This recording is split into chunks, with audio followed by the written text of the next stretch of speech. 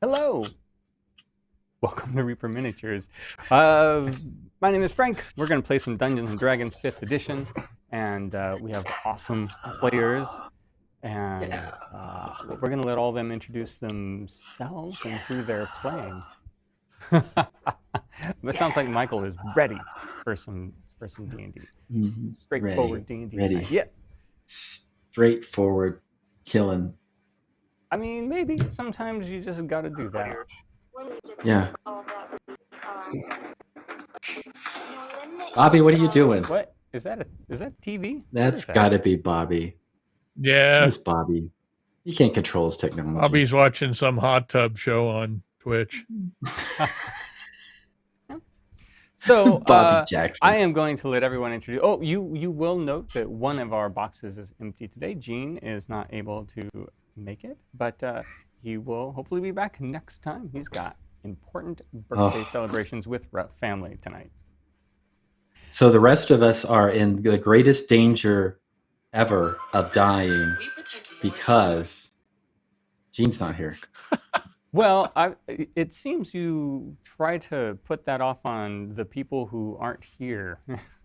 when Jen is not here, there's no K to guide you into smooth and smart decisions. And when Gene's not here, there's no one to stand in front of the blows as they come at you.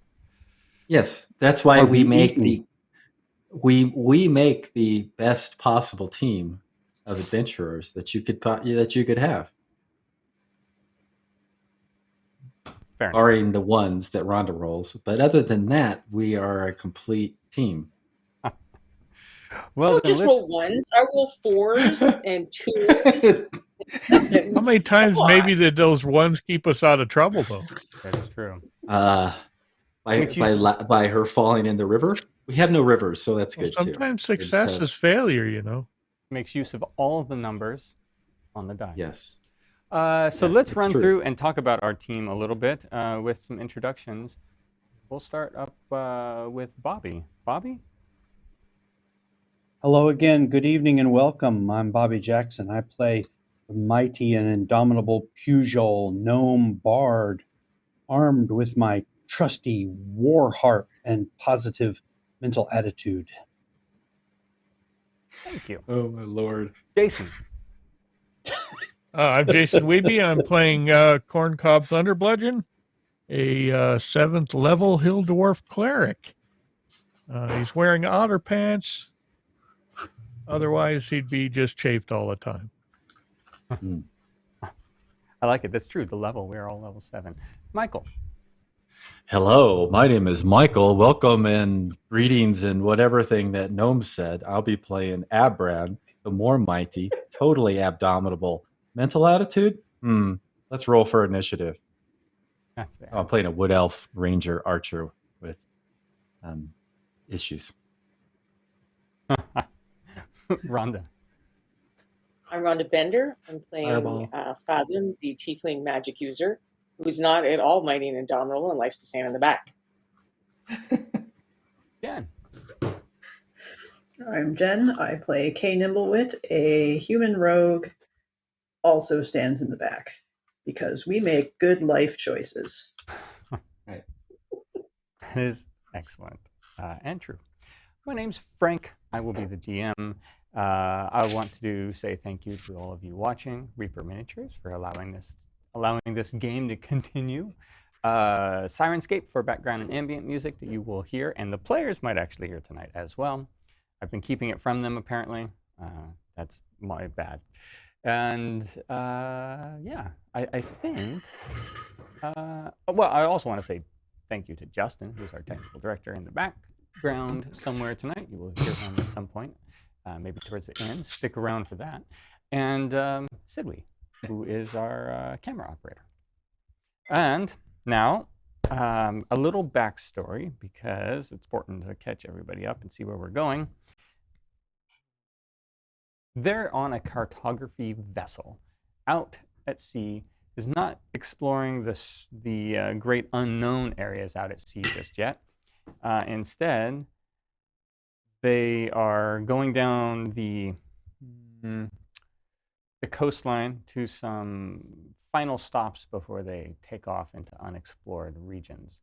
So during this, it's a little introductory period for the crew. They had an interesting adventure yet last time, where 2 of the crew were apparently demons, Slod to be specific, and that was unexpected. But here we are. I guess we'll just see where they take it from there. Any other points, I think, aren't necessarily. Are we starting right after the battle, or have we rested? That's a great question. We could start right after the battle. It doesn't. If you are comfortable with that, or a long rest, I'll let you guys decide. We're at sea, so it's not like you're going anywhere per se. Well, I'm a third down on my hit points, so I'd like to recover, and we use some spells and whatnot. Well, so if you're gonna, you other than that, I could heal you. I still have healing left. yeah. Okay. Let's do a long rest if we can, and then I'm exhausted. Bobby's You were on just me. ready to roll for Yeah, initiative. if it's our choice. It is. Yeah. All right, I'm going to press the Yeah. button. Well, my So Abraham basically, we're is- just gonna brush ourselves off and go to bed for a while. That's right. The Abraham's captain gonna is yeah. understands. He's not. after some He's not stress. going anywhere. We No, need she'll be to here. think about this. Yeah. Okay. Think about the We need to captain's start the poor interrogating. recruiting choices. Yes. Okay, so you go below deck to your rooms, which you already picked out, and decide who you're going to share with. And again, see, now you get to know the seagulls are too loud. And try to get some rest. There are no sailors here, right? There's no one with a sailing background. None of you have. How No. loud a sound is the lizard man making with his seasickness? He's Oh yes. the lizard folk. The lizard is man Maybe is. not doing so Maybe I'll go hot. stay in the bilge. Yeah. Between being below deck and above deck, chumming the water is not in a happy spot right now. All right. Okay. Well, I have a that's- familiarity with the coastline, but I don't think that pertains to being on a ship Okay. in my natural explorer trait. There are a lot of sounds, some of them unnerving, possibly. A lot of twisting, creaking of wood. Things that you're a little Wood. unused to below decks that could be disturbing, but And that's not only coming out of our room, huh, Pujol?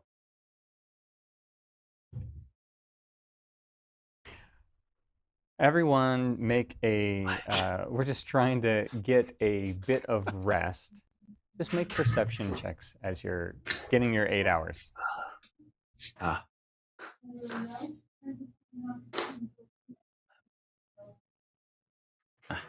15. 15. Okay. Abraham 13. has a 16. 15. Fathom, 16. 6. 6. You can't It's one get of my below, great rolls right there. you can't get below your passive. Yeah. Oh, okay. 11. Oh, you can't get below your passive? Then I'm a 14. No. Okay. Not in this case. Because I did get below my Okay, passive. 52. K, no. What was yours, Kay? Oh, I think you're muted. Or something like that. 22. 22. Okay. Okay, you're able to easily identify all the sounds and be put at ease pretty quickly with the whole ambience. Like, this is that, this is that, this is that. There is one sound, however, that is a... it sounds like something rolling back and forth that you've identified. You imagine that everybody's heard it, everybody who's normally on the ship. It doesn't sound like a long roll, like something in the like loose amongst the ship, but sounds like something loose in a crate of some sort or a chest, something small. So not something particularly large or heavy. Nope. It's not a barrel all its own, or. Mm-mm. So, Kay, you identified it for sure. Everyone else, I think that's high enough to hear the thump occasionally of it. You haven't really identified what it is, though. We'll go see if I can find it. Okay. No, that's all right. So the lower deck of this ship, it's not necessary to build out for this. So we're going to go into our heads a little bit. Old school. It's a little dark, and it is kind of a maze of crates here and there. And as you walk through, you have pretty good sense of distance to it. And you find that under this stack of crates, there is one near the bottom, about,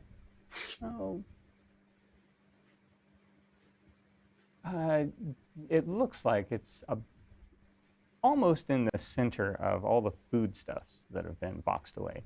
Remember when you first examined it, when you first got on board, you saw fresh stuff towards the front, drier stuff out towards the back of where the foodstuffs were stocked as for longer lasting. And somewhere in the middle of that stocking, there is a crate at the bottom, at least if you're identifying it right, that seems to be the source from where this rolling thing is.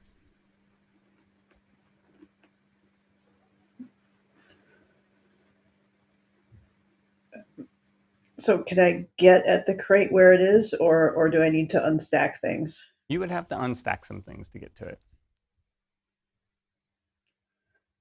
That's fine. I'll unstack some stuff. Okay.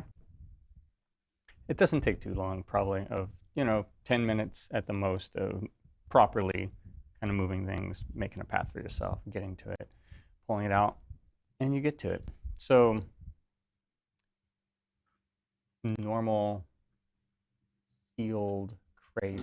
It's got iron nails in the top of the wood, and then you hear it sort of thump again on the inside. As you're close to it, so you realize you thought, oh, it's not that big. But when as you saw the crate, it looked a little too big for it. So now you're guessing that there is a limited amount of space inside the crate that can roll somehow, but you can still hear it. So this is the crate. You want to pry it off and actually look at it? I want to inspect the crate with my goggles first. Oh, okay. Now I need to roll. Okay. The crate does not have a magical lock, mechanism, glow, aura about it.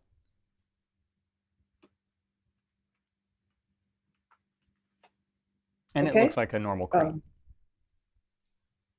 Then I will try to pry up preferably just one of the boards so that I can try to get a peek in there. Yep, crowbars aplenty down here for getting into this stuff, so you're able to pry it up. Are you trying to do this quietly, or you don't really care? You're just going in and doing it? No, I'm going to try to do it quietly. Okay, make a stealth check.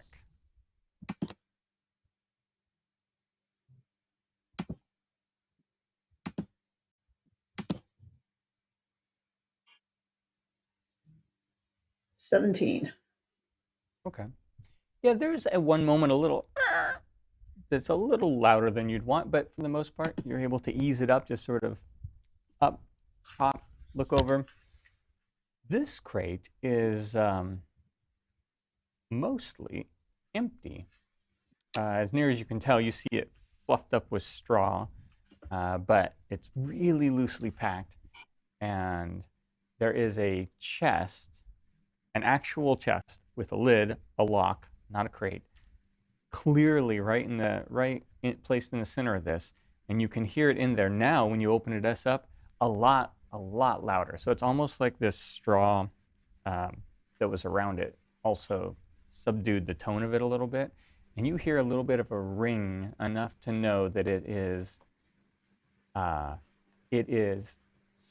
something that is solid, stone, crystal, probably not other metal, and it's hitting inside the binding, the wrappings, the metal banding of the little crate that it's in, the little chest that it's in. So you're gonna guess it's probably about, I don't know, 4 inches in diameter, the ball, and it's probably in a 12-inch chest. About the size of actually your little lock boxes, but much nicer, that's in all of your rooms. I would like to inspect the chest with my goggles. The chest has a magical lock on it. You can see when you put your goggles on. It's got a normal lock. It is also magically locked. Okay.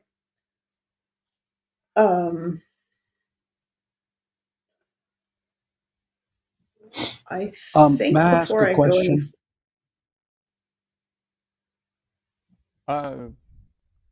Yes. Can she tell whether it's rolling back and forth or all around inside? Is it? Would she have noticed A that? pipe or a ball? Yeah. Is it a pipe or a ball? No. Kay firmly believes it's a orb. Okay. Spherical. I'm sorry. So what were you saying, Kay? You were gonna go back? Yeah, I don't think I want to go any farther with this, at least without backup. So I think what I'm going to do is put the food crates back, tack down the top of this crate loosely, and then kind of stick it off to the side until I can get, Fathom and maybe some of the others to come check it out. Okay. Perfect. You're able to go up, and you can, if you want to let them sleep, and you can sleep yourself, or you can do it before you sleep. It's up to you. I will wait and let everybody get their rest. Okay. So you all wake up 8 hours. It is going to be based on when your combat was, when you took a little bit of a break.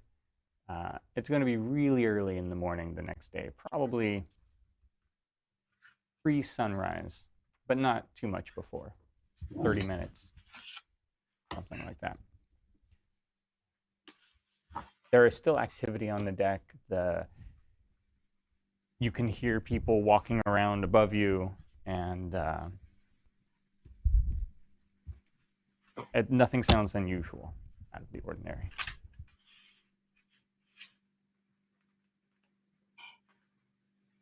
What do you want to do? There's a galley with breakfast. There's all kinds of fun things in this ship in different places. Where do you want to go? And Kay, what would you like to do as well with them? So, hey guys, last night when we were retiring, I heard something rolling around in the hold, so I went down there to check it out and found a magically locked crate, or a magically locked chest in a crate down there that sounds like it's got some kind of stone or crystal orb rolling around inside. I didn't want to mess with it more at that time, but it. What do you you think it's a stone or crystal orb? Yeah. It was the only thing in this crate, just this smaller magical chest with this sounded like an orb in there. Ooh. What happened to the bodies of the big frog creatures? Well, that's a good question. So one of them popped off to a different plane. Yes. And yes. Depending on how you want to answer that is how they would have dealt with it. they would have just dumped it off the side of the ship unless you stopped them. I didn't stop them.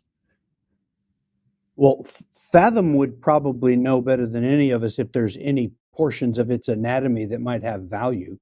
You know, big frog demon claws. Didn't we? Well, you Oh, know, I thought we did Yep. do that last. So, like we searched them and we considered parts last session, but maybe I'm. Yeah, Did we? no, I you missed did. that. You took everything. It was just mentioned offhand since it was getting late, but you took everything that was of value on them. Yeah. Okay. All right. Sorry. Back to bowling balls in boxes. Someone didn't pack their bowling ball But tight. obviously, that's not Oh. our orb. I mean, it's not ours. I feel What like are we? we probably need to check with the captain before we. We need to have a talk with the captain about We do recruitment about the standards. hiring practice. Yeah. Yes. I There do mean, seem to be some flaws in their hiring practices. There also And might Kay be was some gonna- sort of functionary on board the ship that logged all this stuff in when they brought it aboard. Yeah, like what is this cargo or supplies? Or I mean, this ship isn't transporting things we didn't think, but maybe they do Well, it also. obviously doesn't belong to the navigator. It'd be in his room, I'm sure. His Yeah, cabin. it's that goblin. Well, unless It somebody's was stacked in, Let's The eat cook breakfast stacked in with first. a bunch of Gnome. food crates. Yeah, let's It's eat that breakfast goblin. first. Oh, maybe. maybe we could eat Hmm. breakfast with the captain. Yeah. Oh, that's a good call. We need to. Who's the HR director on this vessel? that is that's a great question. You'll have to be directed to. I mean, the captain is everything. Although she did Captain of the seem, first mate, I would think. yeah, she did seem to be okay with handing a lot of things off to her first mate. Yeah, let's ask the first mate about the box when we have a chance. Okay. I'm just pulling out what I'm going to need for you. I No, apologize. if somebody on the ship was trying to hide something, piling it at the bottom of a bunch of food crates instead of putting it in their room is probably actually a better move, Mm. right? Mm-hmm. So now I don't know if Yeah. we should open it. We know what it is before we talk to the captain. That seems reasonable. All right. Okay. I mean, I'm so not sure that's the any of other our option- business. the other Well, we option know is there's- Secret agent on here. Mm. Go ahead. Go ahead, Other Kay. option? it didn't put the crate back exactly where I found it. So if we wanted to spend a couple days trying to keep an eye below and see if anybody goes searching through the crates for their missing what's it, we could try that too. I like your plan. Mm. I do Plan. too. Okay. It's a great Because we know plan. there's someone from that organization on here, and they probably have to have a way of communicating Mm. with, HQ or whatever. No. Okay. So we knew Uh, the chest was magic or the lock was magic or The chest is magically locked. magically locked. So it's not like it was shielded that we know I don't of. think so. It had a regular Okay. lock on it, and in addition, So you'd think that they would still have to open it to interact with this sphere. yes. Absolutely. I'm setting you guys up around the breakfast table because I assume that you're heading over. You did say something about wanting to eat with the captain, but Is the first mate there? first mate is here right now. Yes. I think we should eat Well, with the regardless- first mate since the I think first mate so. seems to be the human We resources. know more of the minutia. And find out about who hired these two disguised frog creatures and what were their duties aboard ship. Were they storing food crates and magically locked crates full of miscellaneous? Were they the only people hired recently, other than us? Yes, yes. Okay. Good. We can do that. But I say we use this as a pretext to have Kay examine everyone. Because the guy Is we're that the looking only for- magic thing we saw in the hold, by the way? Did we check everything and that was the only magic thing, or that was just we checked that and it was magic? I checked that. I don't know if we scoped the entire hold for magic. Okay. So I All right. think it's fair to say you would have, without digging anything and moving stuff, just glanced around at what was visibly visible while you were focusing on that one item, and nothing. Large crates, large storage, large items. There was nothing magical amongst those that you saw. But when she examined the crate that did have something magical in it, she couldn't see that it did until she opened it, right? Yeah, she couldn't see through the. It's not like it allowed her to see through the wood with a magical thing behind it or something. So it was inside the other crate. There are a lot of crates down here. There are at least 100, probably more. Presumably, at least you've been told that that's where the food storage is. So everything that the entire area she was all basically mostly food to get you through things. There's probably some material to patch clothing and things like that as well, but it's for the most part provisions. Better to have them than not. Yeah, there are lots. Oh, what a nice dining area. Yeah, well, the cook there, cook, they have, as I mentioned, it's got a nice area to sit down. This is the first time I know you've seen it, but yeah, it's a two-tabled area. The whole crew cannot eat at once, but half the crew, maybe even a little more than half, can pretty easily eat in here at once. So you've squeezed around. I got the first mate there around the table. You do not see Morgott, the navigator. Tanya should be down there. I'm sorry. Let me put Tanya down there. The first person you met, which I forget which one Tanya is. I'm going to pretend that she's this one. Maybe she just changed her outfit. She's a shapeshifter. She's one of two, and I forget which one. Okay. As long as she doesn't look like a giant frog demon. No. No shifting going on. Not yet, at least. So yeah, that is the below deck. Although I must say, I'm going to get in here and hopefully not cause too much shake, but that is way too bright for below deck. Okay. Yeah, so there is some chatting and some eating happening. People are, I don't know, there's not a lot of conversation though. At this point, everybody's just sort of eating quietly. The only one making noise is Cook as he comes around. Oh, do you like that? The eggs are just like you like them. Moving around to all of you, putting plates down. No allergies? Here you go. Adds some food down. Oh, your friend's not feeling well, so the chicken's spared one more day.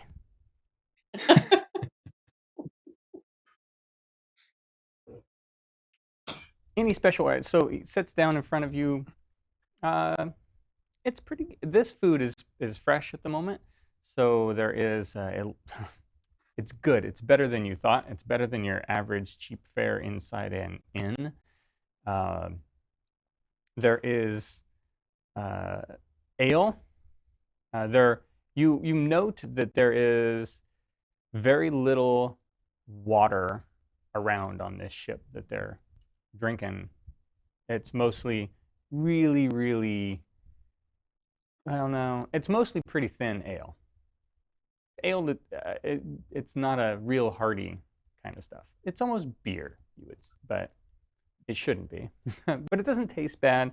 But it's not maybe the most exciting. The food is fresh at the moment. There are fresh vegetables. There are eggs. There are pretty generous slices of, it looks like this might be some sort of a game animal. You're not entirely sure. Could be venison, might be, I don't know, something along that realm. You don't really know what he's As doing long as back it's there not, exactly. as long as it's not demon toad, I think we're good. No. So, but it's all fresh and pretty big portions, more than you see in most common inns when you're around. And This sounds like an improvement on the mud crab, so I'm pretty happy. it is an improvement on the mud crab. We've been eating there a long time. Well, just let me know if you need something. We do have some wine and rum, and we have some water that's still perfectly fine back there. Well, if you do run out of water, let me know and I can help you with that. Oh. Okay. How would you do that? I have a magic item that lets me produce a certain amount of water per day, but recently we used it to put out a fire on the ship, so unless I don't have to use it in a day, I'd like to wait until the end of the day. Oh, I see. Well, sometimes when we get out there, the soups start to go a little bit off unless I can get fresh water, if the stock is fresh. So I will come to you from time to time. Thank you. Excellent. And he sort of takes off around back, and people eat. First mate looks up. You sleep well. Yeah, well, it was. We had we worked up a massive tiredness after that unexpected battle. Who did we end up slaughtering down there that you had hired for the voyage? Well, those were two hands that we've had for a few months. And we were as surprised as you.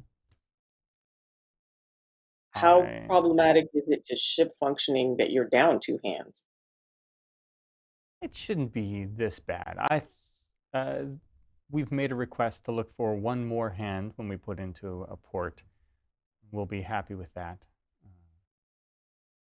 If two show up that are both qualified candidates, then we'll welcome them aboard. But one more will be fine. Right now, we're really only. How far are we from the next port? About 3 days. Not too far. Did anybody notice these guys acting strangely recently? I've asked around a bit, and the captain asked a little bit as well. And there was no notice. They've been the same since we brought them on. The only difference is, well, you are new crew members. The only change really is that you are all here now. Now, I'm not saying that you turn them into demons, but I do. We had a small debate about whether or not them revealing themselves as demons had anything to do with you, any of you. Now, what do you mean anything to do with any of us? What kind of a question is that? We're standing around minding our own business, and some guy just burst into frog form down in the hold. That's all we know. That's all we know as well. We didn't take. Were they roommates? They were, yes. And did they have any relationships with any other of the rest of the crew, or did they kind of keep to themselves? Well, they mostly kept to themselves. They chatted during mealtime, gambled once or twice. One of them very angry when they lost, but didn't start any fights or problems. Just retired to their room, lost a week's salary. Could we take a look at the cabin that they were in? I mean, not right this second, but after breakfast. Of course. Who has custody of their possessions? Well, what was on them that was not normal clothing, so belts and pouches, were kept in the captain's quarters at the moment, and no one has touched their room. We asked people to stay away from it. There are no locks on the doors, but everybody's respecting that, as far as I know. We've left it there to look at it again further today, both Mal and myself, and you're welcome to as well. I would love to have a walk down with you and review some of the items in there. So we might know be- that these things were green slods. Do they know what they were? They're calling them demons. So Slod aren't necessary. I mean, they're demons of chaos in a way, but they're also more like they're not specifically demons per se. So they're- do we need to explain to them, like, a slod isn't someone who takes over somebody's body? They are what they are, and they can transform into a person. You could. They don't know that. They don't seem to be aware of Okay. that. They seem they are wondering. You can tell from this conversation Yeah. if they were taken over while they were in Ven in the town, Mhm. or if they just suddenly, showed themselves, or what's, that's part of the I think it'd equation be that they don't have. reassuring to let them know that they Yeah. were always that way. They didn't get turned into that. And as Fathom Yeah. would know that information, I don't think Abran would know Sure. what a slot is, but Yeah, it would Fa- probably Fathom be should helpful Anything that explain. would Yeah. anything that would trip up a potential slod in an interview or anything like that if we were to talk to the rest of the crew? Make a, I guess, a history check. Yeah, I guess a Oh, that's history gonna be check. good too. Anybody who wants to pull your mental information on, the histories of creatures may make a history check. If they're a favored creature, you may do it at advantage. Okay. All right. 14. Okay. 15. Fathom 18. should roll. 15. 18. Oh, wow. Who said 18? Yeah, I would think. I thought maybe Fathom had an insight. Pugh said 18, right? Yes. Okay. Jen, did you have a history check? Were you? I don't know. You don't have. I didn't. This doesn't seem Okay. like something in Kay's wheelhouse. So Pugh, by the way, the DC was 16. So Pugh, you something that you have read somewhere in your studies is Slot are very chaotic creatures. Sometimes they don't know what they're doing per se. They will focus in on a path until they're bored with it, or until something scares them out of it, or until they decide it's not what they want. But in general, they don't want things to go too smooth for too long, too habitual. They won't fall into those roles. It would trip up an interviewer if after a bit of they're perfectly, some of them, there's many different kinds. These kind that you encountered are intelligent, they can converse, they can act like normal, but they're still agents of chaos. And what they wouldn't like is routine.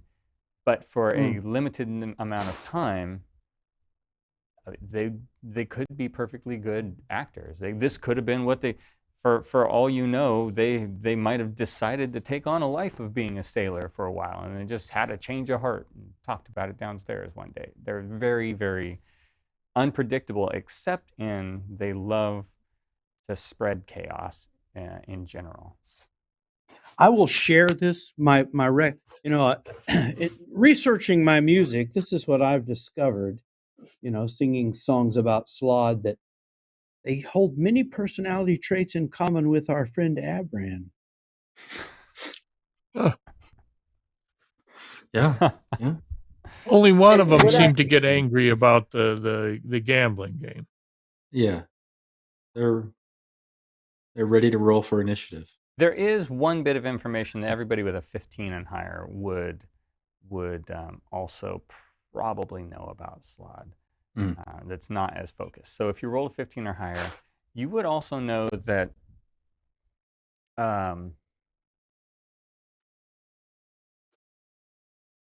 that of the different types, they're not natural creatures. They were created and like mistakes out of a lawful realm of creatures.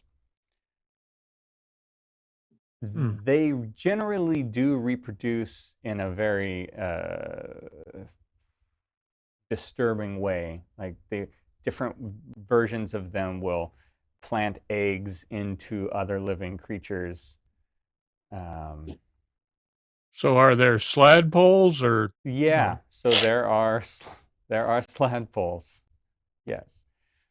But usually it would be so different. You would get, depending on who the egg was implanted in, you would get a different color of chaotic slod, and those have different ways of breeding. Yeah, it's we know a way to tell if someone's been Slotted. egged? None of Well, those. the navigator's got a bestiary down in his room. None of those histories that you kind of went through your head were enough to tell you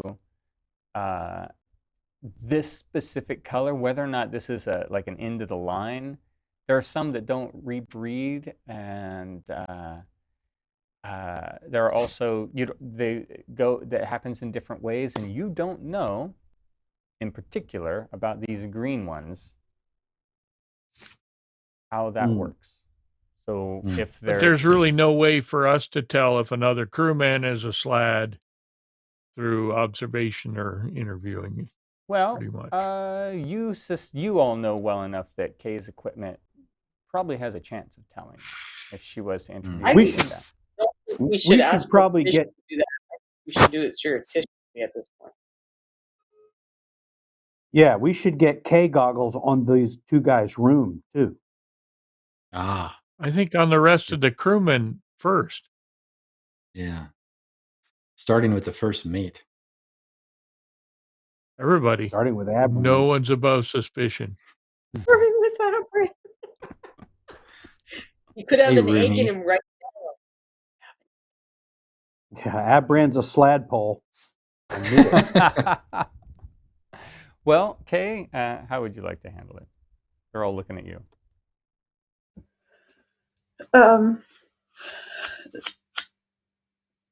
So I had been thinking that I would offer to take shifts up in the crow's nest anyway, because that is kind of my jam, which would also give me a good opportunity to see the crew below me as they move about their business. Is that a case where I would, be able to use the goggles and see anybody hinky stand out?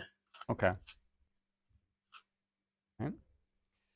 Yeah. Well, your shift will begin in about 2 hours or so.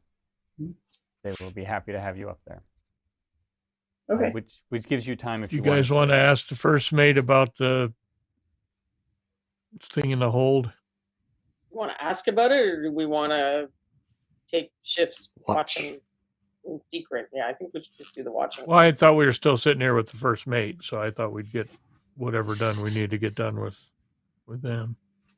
Well, I feel like we don't know who to trust, so we're just gonna not trust anybody. Okay, good idea.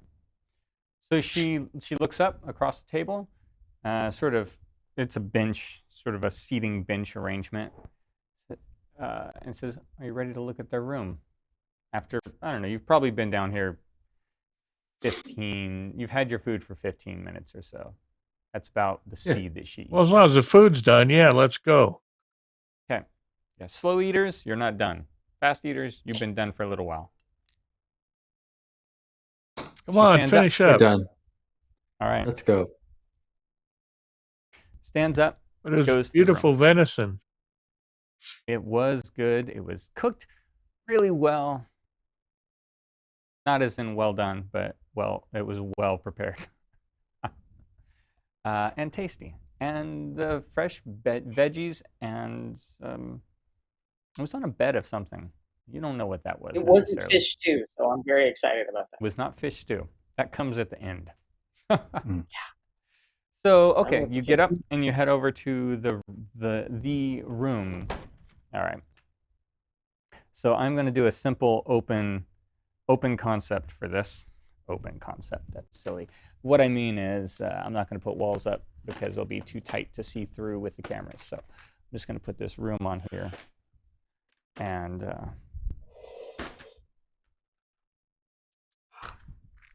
when you go in, room and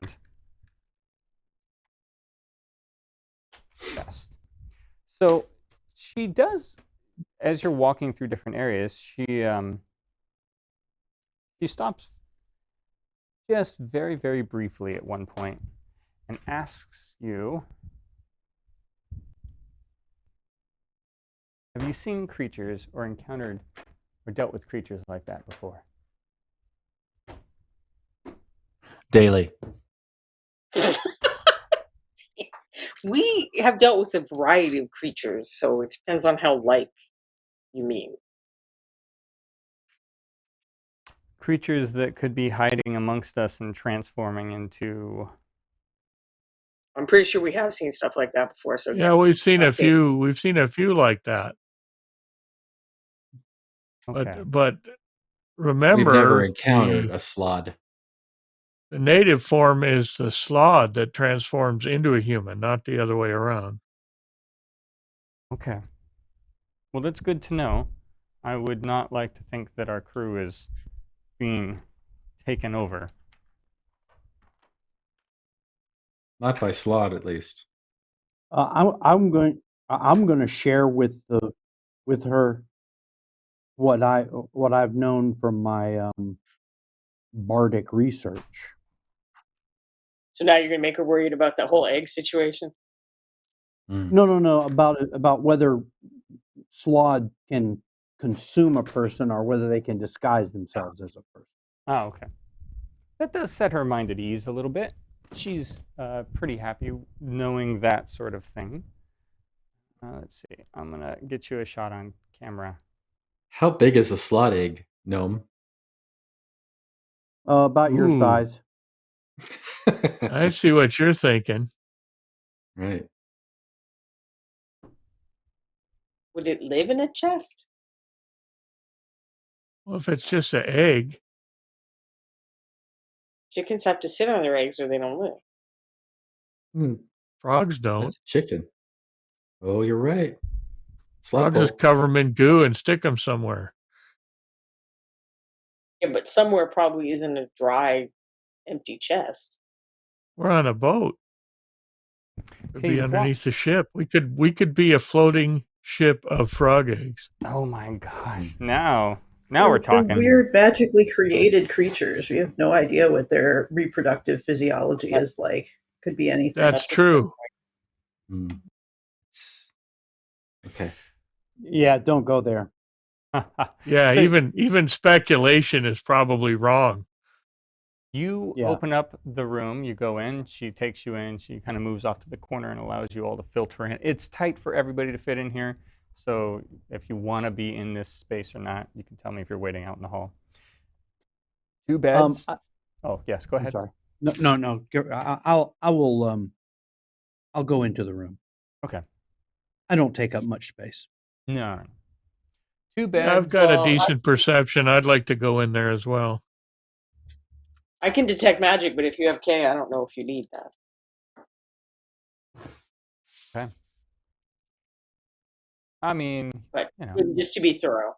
the difference is she's very she's obviously examining through Oh, I'll be less obvious. things, and you could be less obvious. I mean, she could do it stealthily as well, but anybody looking, I mean, these goggles Like she's are got not, a bunch of different filters that Yeah. she switches in and out. kinda? Yes. So Okay. it's not like these are not just even as glasses that go Bless on, you. they're not clear like spectacles that you see through. They clearly do something, so everybody would be like, huh, what is she doing with those? Um, All right, I'll Okay. just stand in the hallway and do mumble jumble for a minute and then go in. okay. So when you get in, there are 2 beds. They are bunks, just like yours. I have them side by side there. And then there is a chest, just like yours, a chest of stuff.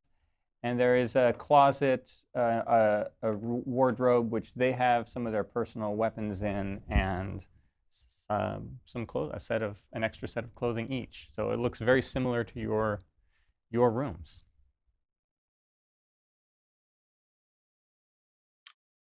Well, let's start checking. Let's start with the weapons.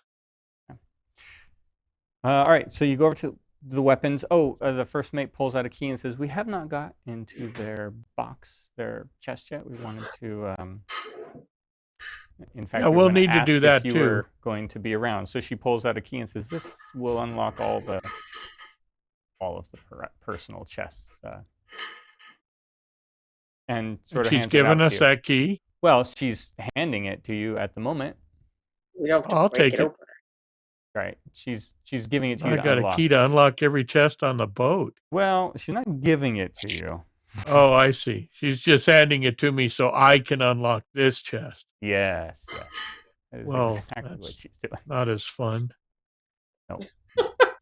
Well, you're the experience in dealing with these creatures almost daily, according to Abran. So you know what to expect. Does anybody want to check this chest for traps first, or? But she hands you the key. You review the weapons first. The weapons are pretty. You see a staff and a longsword. I assume I don't see any obvious magic. No obvious magic. All right. I'm going to start switching the beds. And the clothes are unremarkable. Yeah, clothes are pretty unremarkable. Well, then you wanted let's to check the beds, Fathom? Yes, and like the furniture as well as the bedding. Okay, so go ahead and make an investigation check.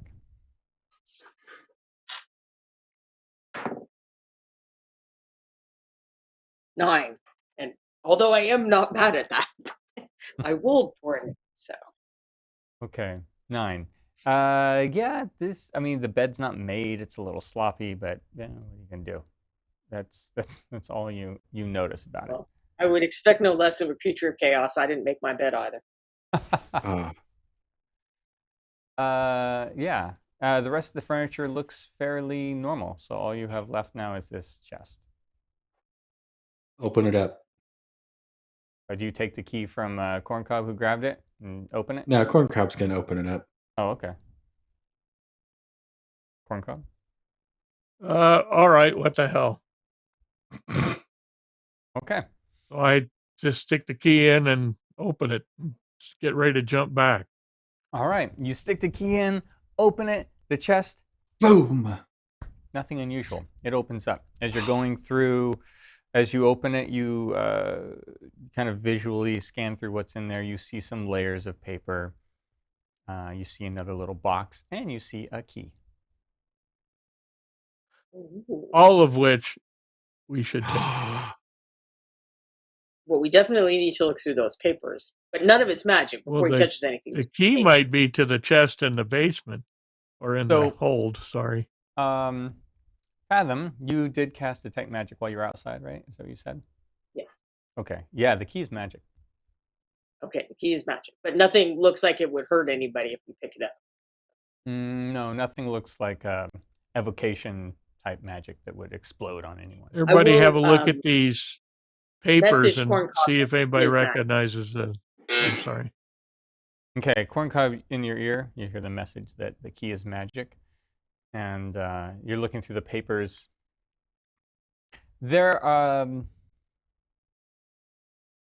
They look like a bunch of documentation, as though someone just has got all of their city visiting paperwork together and all tied in a nice bundle, and then under that's another leaf set, kind of loose set of places they've seen, like a, I don't know, like a kind of package you'd take with you when you're traveling to a different country and you wanted So to be able to prove is it your. written in common? It is written in common. Isn't that way too organized for a chaotic creature to manage? Very organized. Oh, it Yeah. may not be theirs. Yeah, I'm not have that kind of documentation readily at hand. So, and then there's another little box inside the big box, inside the trunk. There is, yeah. Now, does that box have a lock on it that seems to? Nope. Nope. And then Oh. that box is a smaller box. I'll hand that box to Abram and say, "Okay, I opened the first one. Here you go." I'll open it up. I don't care. I'll Okay. open it up. Doesn't matter. Yeah. You open it up. Inside this And it box, has a magic ring of fireballs.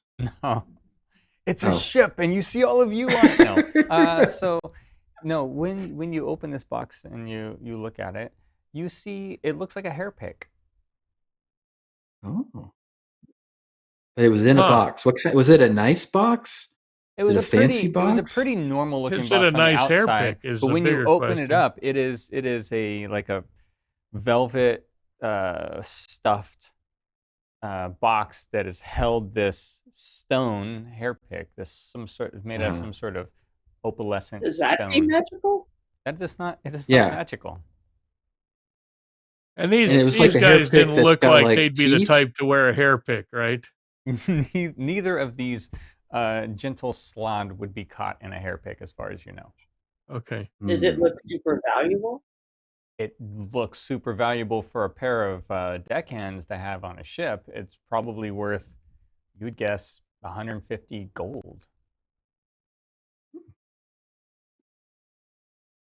Is the first Hand it mate over. still with us? Yes, she is watching everything.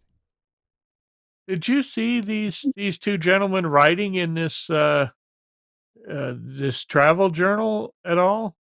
No, and Seems to be fairly expensive or extensive. How about this hairpin? Have you seen this before? never. They've never had it Huh. out of their, but I've never seen it on anyone. They didn't take it from anyone on the ship. I feel like they must have robbed somebody. Or That is Yes. possible. What are the Or names on the travel documents? Like, do they match what how these guys introduce themselves to the crew? Well, yes, they do actually. So the travel documents match the names perfectly. Is the rest of it written in the same hand? It is all in the same hand. There is stuff up to past the point where they were on as crew members, but then it just sort of falls off. It's like it was like a travel log and it stopped. Is how it long ago did it possible? stop? Not that long. Like 2 months? No, like What a did couple it- weeks. Okay. like about how So- long they were in the city? Not even further back than that. So, what would have been the port of call that would have coincided with the interruption of the text? As near as you can tell, it was just a day at sea.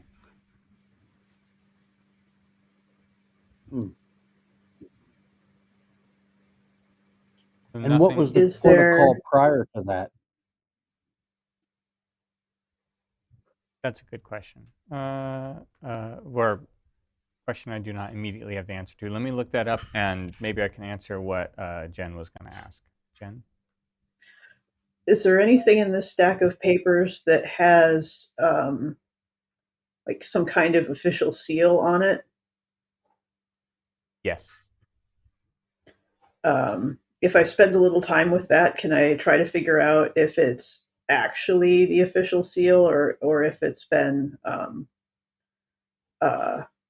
mocked up in some way?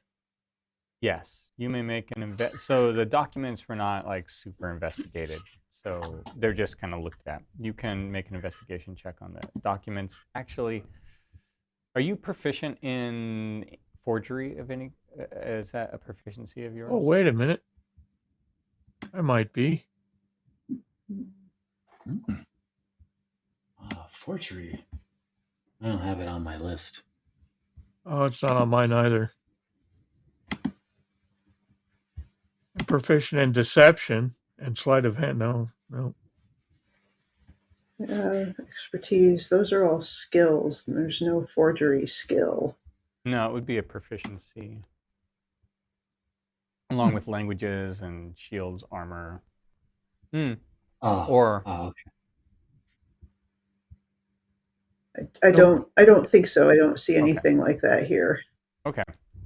It's an odd one that is sometimes picked up. Does Pugh know if the slot if they have two appearances, is one kind of like they always appear the same in their human form, or they can take on whatever human form they want?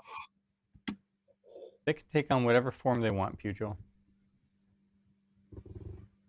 So this Any is form they more want. Somebody's identity.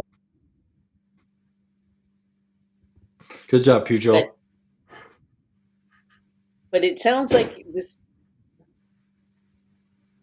Like if these guys were legit, then the slot took them over. It sounds like that happened after they were on the ship. So where would the slot have been? What was the very first entry again?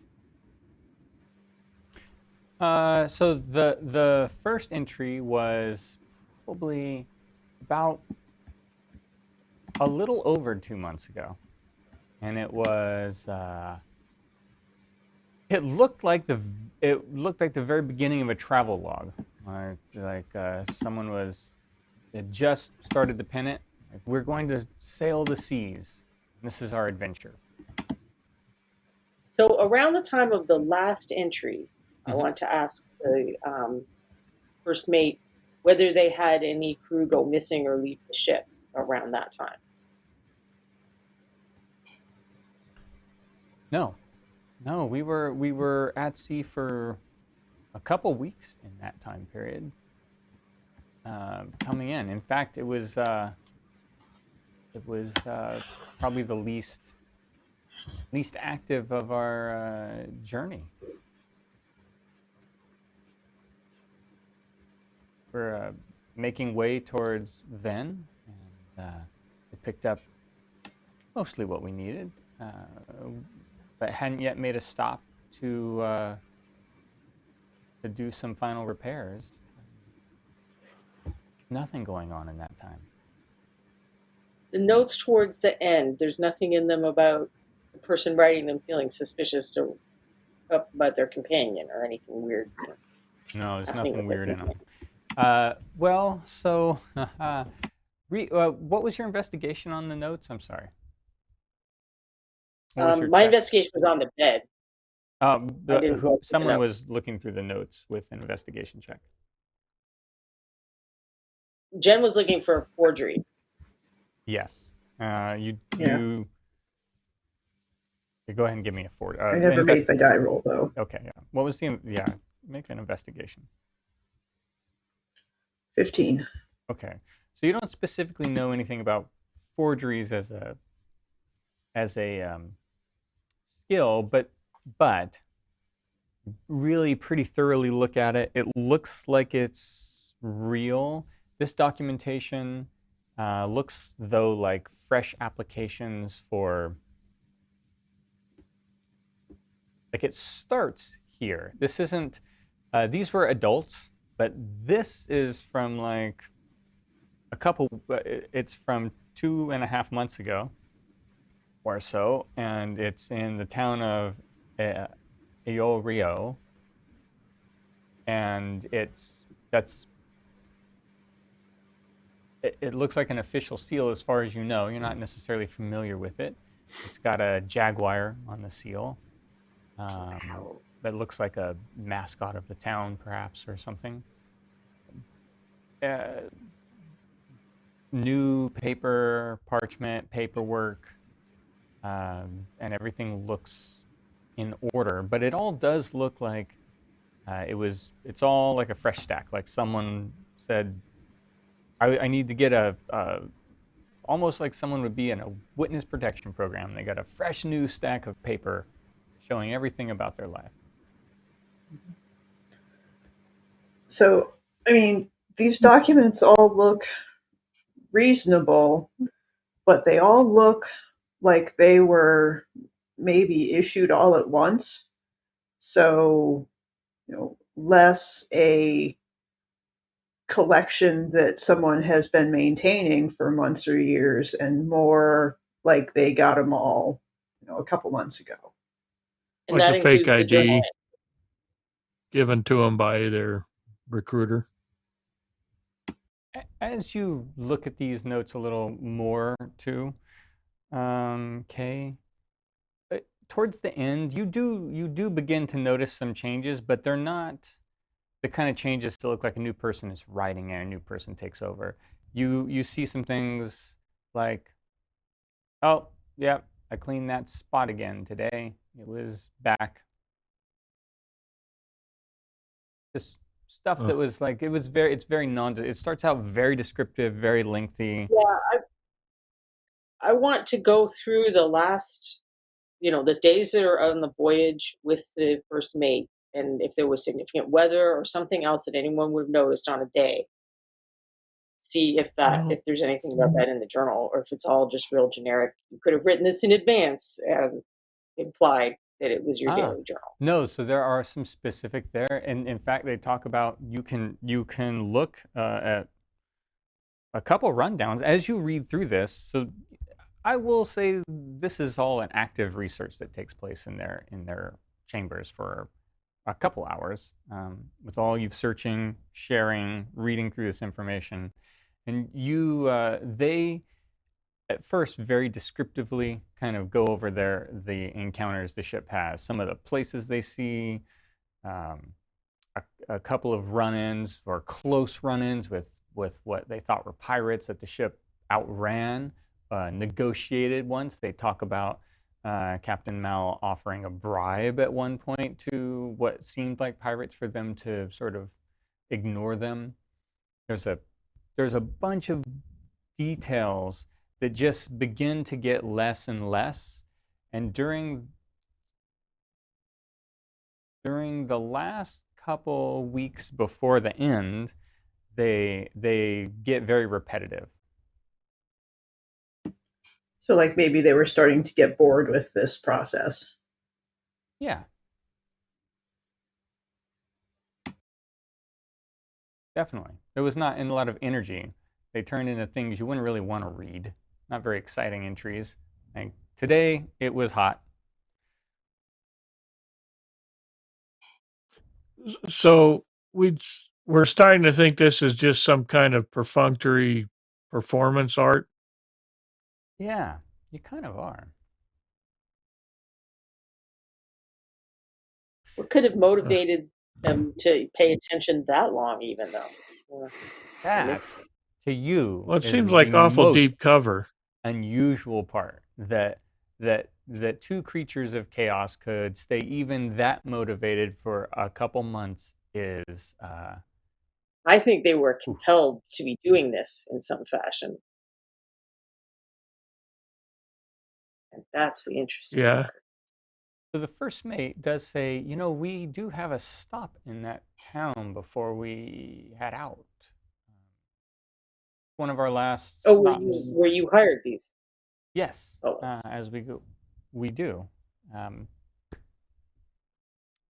If you wanted to hold on to this paperwork, I would like to review it with the captain first, but if you'd like to hold on to it when you get there and do some of your own, we'll be in that port for 2 days usually.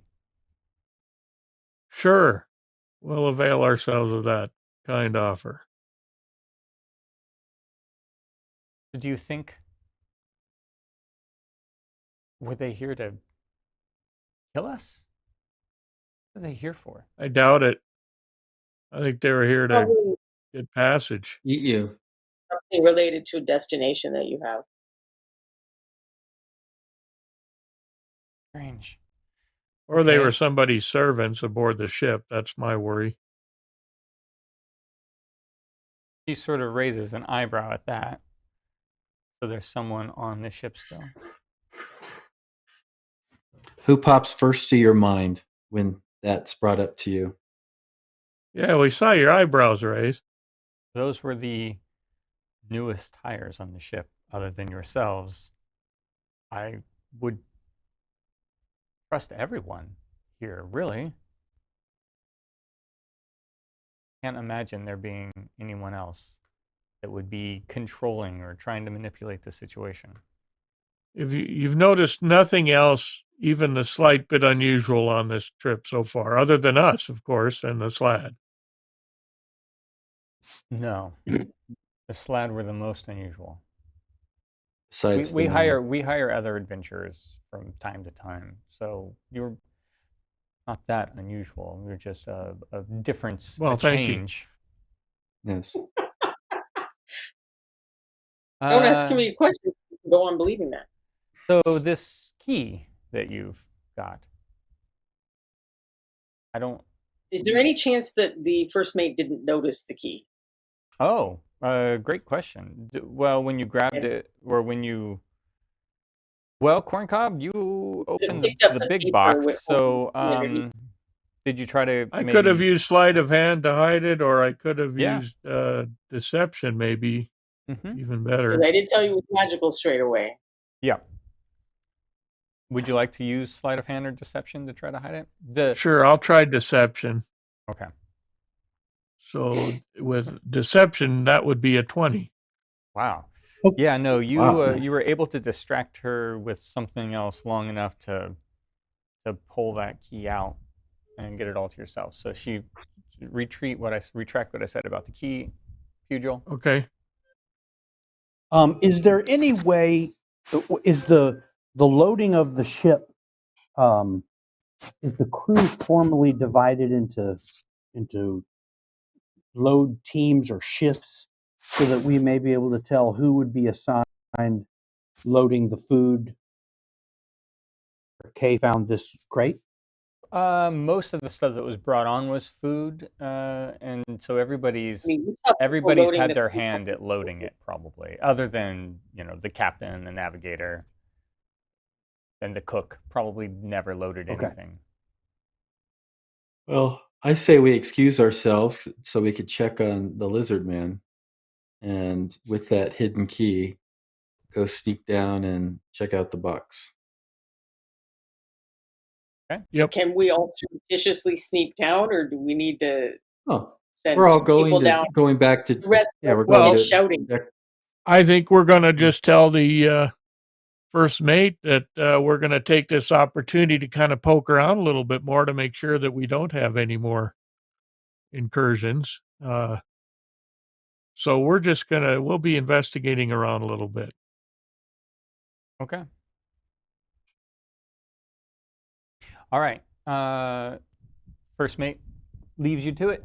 She says, "Good luck, and let us know if you find anything suspicious." Oh yeah, you'll be the first one we let know. Takes off. Probably didn't even catch that.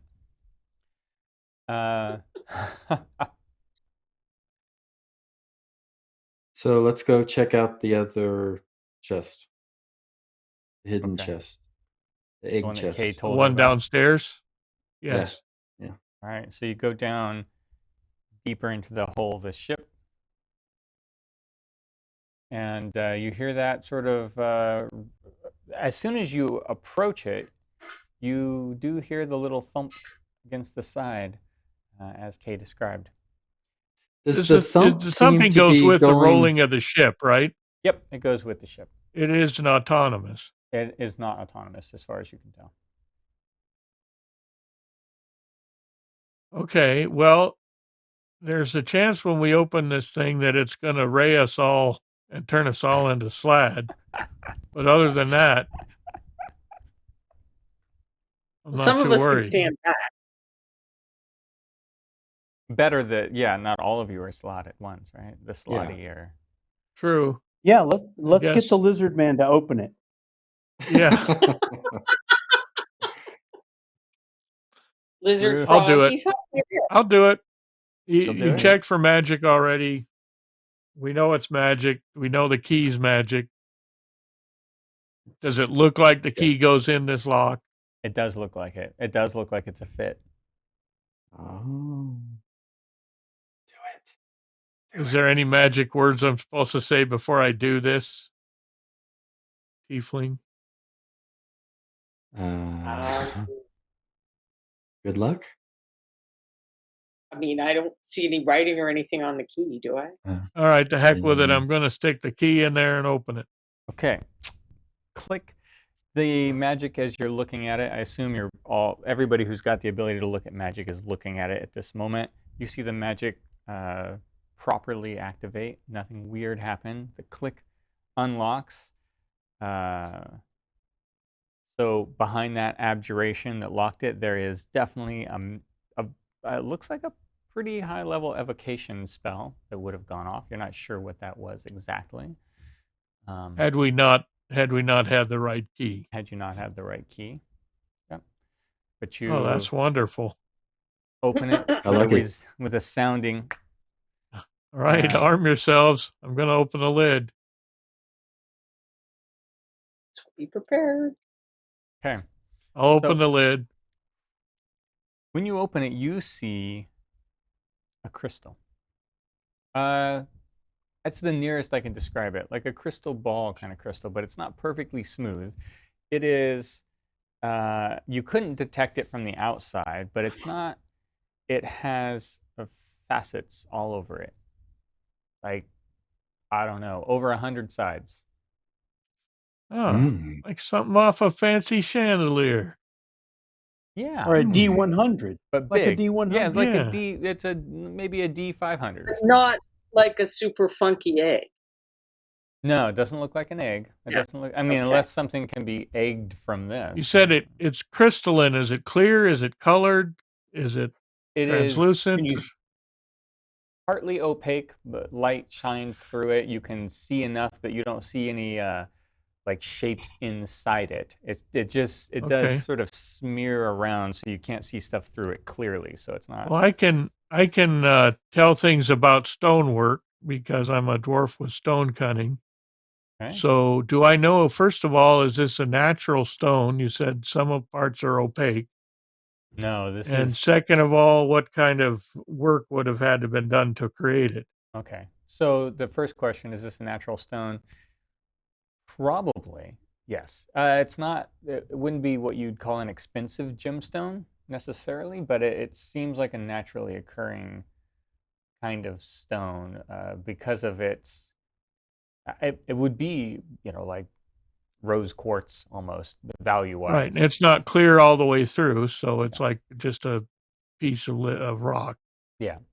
But there's no yolk or nucleus. No, you don't. If you candle it, but you don't see a little baby slot faceted. inside. It is multifaceted, and that took a lot of work. So you can tell that you've never seen anything cut like this. And in the box, it's just in the box by itself. There's no packing. There's no attempt to secure it. So it looks like there were some straps over it that came unbuttoned. They kind of strapped over and hooked onto this little button, but the threading broke off of one of the straps, and it's been rolling around. See, if that hadn't happened, we would have never even known about this nice piece of rock. Does it seem damaged? Does it seem what? Damaged. No, I mean, if it was strapped in, presumably that was to protect it. Yeah, you would. How about the inside of the box? Has it worn away a groove or chipped away anything on the inside of the box with all that rolling? No, it hasn't been rolling for very long, you would guess. Are there any instructions in the box? K-goggle. There's no instructions? There are no instructions in the box. Softball size, grapefruit size? Doesn't help. Yes. Doesn't hurt to ask. Yeah, it's around softball or grapefruit size, and it is magical. No warranty label or anything? K-goggle it to see if there's anything else we can tell. Is it evil? Sure, I'll take a look. Okay. You have to do this. Yeah. Kate puts on her goggles. You have to do on her, this. you have to look at it through What's this about? your Viewmaster. Yeah, through all the filters you can see. We need to send her a Viewmaster.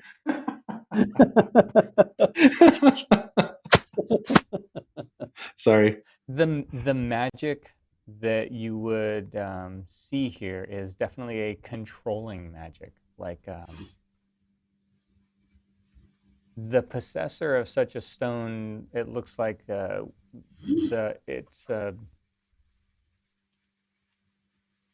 you've seen similar stones. For example, corn cobs is not exactly like this. The one that he has to call the water elemental, but it shares some similar magical auras. It's Is a it like little bit Pujo's like dragon phone? No, it's nothing like the dragon phone. It's an Is enchantment. there a way to tell if something is attuned? Is there a way to tell who it's attuned to? Break it. Not. I'm just a humble country cleric. I don't know these things. Yeah, it's not something a humble country cleric would know. If we hang out with it for a while, we might be able to figure out what it does, right? Yeah, you spend an hour with it, fascinated by it, drawn into its many facets. Why not? All we have is hours and hours and hours on the ocean. You might as well take an hour and tell us All what right. So this you guys does. want me to sit and stare at it for an hour? Yeah, we'll As long protect you. as it doesn't turn you into a slad, I suppose.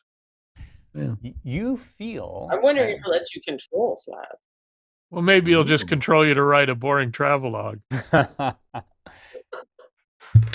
You feel like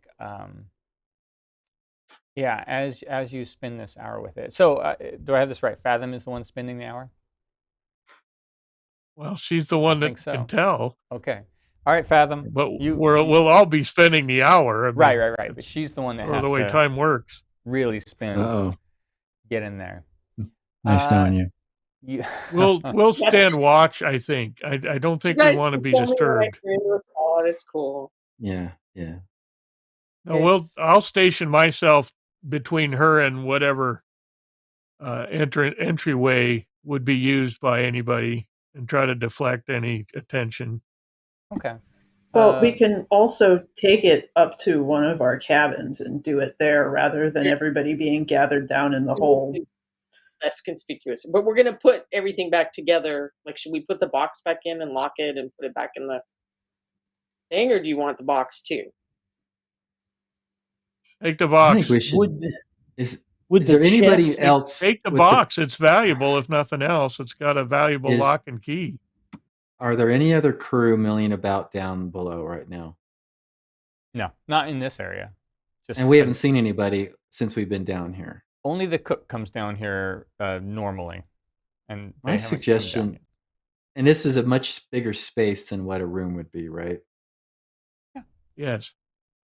My suggestion is let's do it here in case something happens. There's enough room for us to spread out and deal with whatever happens, as opposed to a tiny room. So we can all be here and support Fathom when she turns into a slut. Right. Okay, but I just want to make a note that room enough to do things doesn't mean fireballs. We saw fireballs on a boat. It's bad. Don't do it again. Well, Abran no fireballs on cautiously shakes his head yes, but it's not a firm commitment. There's not a firm commitment there. A counter argument would be, let's do it somewhere secure where we can keep it surreptitious in case they're more slawed. We don't want them roaming around and saying, oh, you're messing with our control gem or whatever.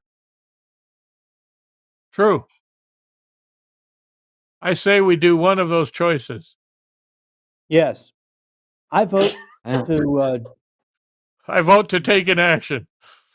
Let's take it on top of the top deck and just show everybody and go crazy with it. Turn everybody into slad and fight battle How big royale. is the box? So now that you have it out and looking at it and measuring in your hand, it's about 10 inches by... It would just barely fit inside your own chest in your room. Let's secure it in one of our rooms. Preferably Is there a little piece of tarp or sailcloth or something I could wrap it in an old blanket down here? Yeah, lots of stuff. Hey, I'll wrap it in an old blanket. The whole chest, can we put the ball back in the chest, Yeah, you wrap could it in a even blanket, and let's take off. button it down. Okay, and you get up to one of your rooms. Yep. Okay, and then Fathom, you Mine's look full of sick lizards. I don't think we need to go in there. of. No. Yeah, I'm gonna give Kay the decanter of endless water for now, just in case something happens and somebody feels like they need to put a fireball out. Just in case. Smart move. Just in case. Okay. Yep. Hey, If that's a in case I decanter. am incapacitated and unable to So start the fire crew. the more and more you begin to review this over your time with it, like a little more disturbed you are. Oh boy. Make one last history check, Fathom, or history or Arcana. I'll let you have either. Now that you're sitting with this orb, you may be in touch Arcana with. is more. Oh, I rolled a natural 20, Oh, wow! Ooh. and then if it's Arcana, I would add 6 to that. Add 6, 26. Okay. So you sitting job. here spinning, you realize that there are sometimes ways to control Slad, and a tiny gem, not tiny, but a gem goes in that they sometimes have in their head. Wizards, not well-meaning or well-intended ones, will be able to control Slad. What the horrifying part as you kind of dig through this is that this is not small. So size-wise, if this was in a slot, you begin to realize it is a control gem. The head would be big. Oh, so that actually goes into the Slad's head. That's not what controls the toadstone in his head. Right. This That is is an the actual toadstone itself. control gem. Yeah, that you would attune with, and you are attuned with it now at the end of this. So whatever. I mean, if this was in a Slad's head, you would be able. Now to we got to command find a them. Slad to put it in. That would be a very big, very dangerous, very disturbing Slad that these other Yeah, little but all we Slad got to were do is bringing pound this this sphere into his head, and we're all home set, to. right? Would But we why have would Bobby? would Fathom have known about these control stones in time to maybe extract one from the corpse that we found? So two things. One, those corpses you found didn't have control gems in them. Not all do. Okay. It's a sort of a magical harness or inhibitor. Okay, so if they have a control stone, we'd see it embedded in the head Or in not the back. down You'd this one's at huge. least have checked, right? It's not Okay. yeah, to a slot, it's not usually that big. This means there's a very big slot that this is intended for. Oh boy. And one slot would be okay with doing that to another one? I mean, they are kind of agents of chaos. How do we know chaos. it's one Slad doing it to another Slad? Because 2 slot were taking it somewhere. Maybe it's a Slad Meister that puts it in the head of another Slad. And maybe these 2 slots were working for somebody else on this boat, Yeah, like an elf. But that is where we need to take our break. or a gnome. Because Yeah. we are Goblin a little cook. more than midway through. We're more than midway. Well, I guess we're midway through, maybe even a little more. We'll take. We need to take like 10 minutes, come back, and I just want to let you soak in the possibilities of this for at least a few minutes off camera, and then we'll come back after this break. So everyone out there, stick around. Yeah, see where this leads. See you in a little bit.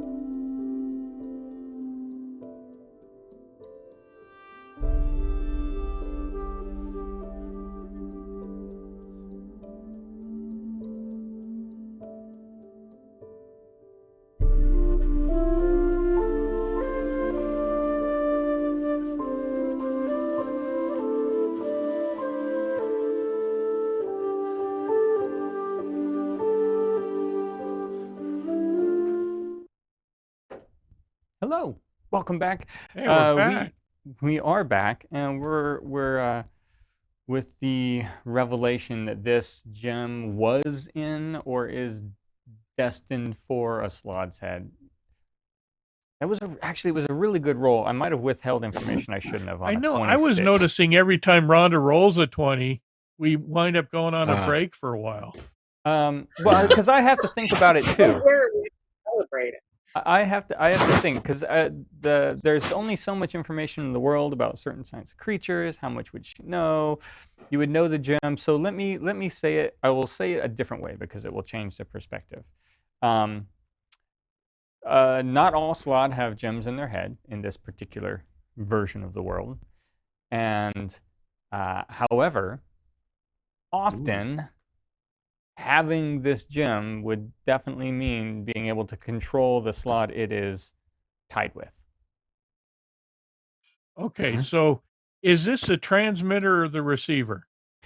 They're kind of they're not Or either. transceiver? They're synchronized with the Slod, and if it's in the Slod's head, the Slod controls themselves. If it's in a person's hands somehow, that person controls that Slod. If it's a Slod that has The Slod it came from? yeah, the Slod it came from. Okay. The slot. And the How did- and the dead one that did not have a gem in its head. It did not have gems in their head, which would Did- indicate did either it- someone was controlling them or they're not of the type that are controllable. Mm. And the size of this gem would indicate it would go in the head of the king of the Slod. A much bigger Slod than these, yes. So the gem could either be from a Slod or being destined to be put in a Slod. Destined to control a Slod, yeah, that it's synchronized to, yeah. Okay, so it wasn't plucked out. It could have been. You have no way to Could have tell been. that. Yeah. Okay. No, that's fine. So what Just- happens if we destroy it? Then you Ship blows up. No, you. That's a good question. Fathom is a really good roll. You feel like that would possibly.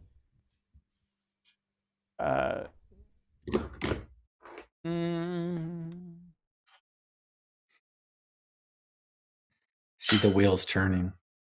Well, so you feel like if you destroyed it, that it could destroy the Slod if it is currently synchronized with So it could act like a remote detonator. yeah. Mm. Now, Let's my do it. question kind of is the ones that we interacted with, it seems a lot like they were being controlled and then they weren't because they went off doing their own thing, it seems like. Possible. So, what would make that happen? It doesn't seem like it's distanced or like it would have to be the controller lost interest or died. This or doesn't something. seem like that their stone, right? This No, is definitely not their not. stone. No, but they seem like to get on here and do what they were doing seemed like they would have had to have some guidance. They're not very Right. talented in these areas in their natural state. Okay. And then So when a Slod decides to take human form, since Fathom is our Slod expert, does that Slod basically take on a similar size in form? So a giant one couldn't take the size of a gnome, basically. It'd have to be a similar size in. How does that work? Maybe it's super dense. So no, they can shift their size. Well, no, its size can change as far as your Okay. information goes. But the That's size of the significant. stone doesn't seem like the size of the stone changes. I mean, it shouldn't. Is the stone bigger than the gnome's head?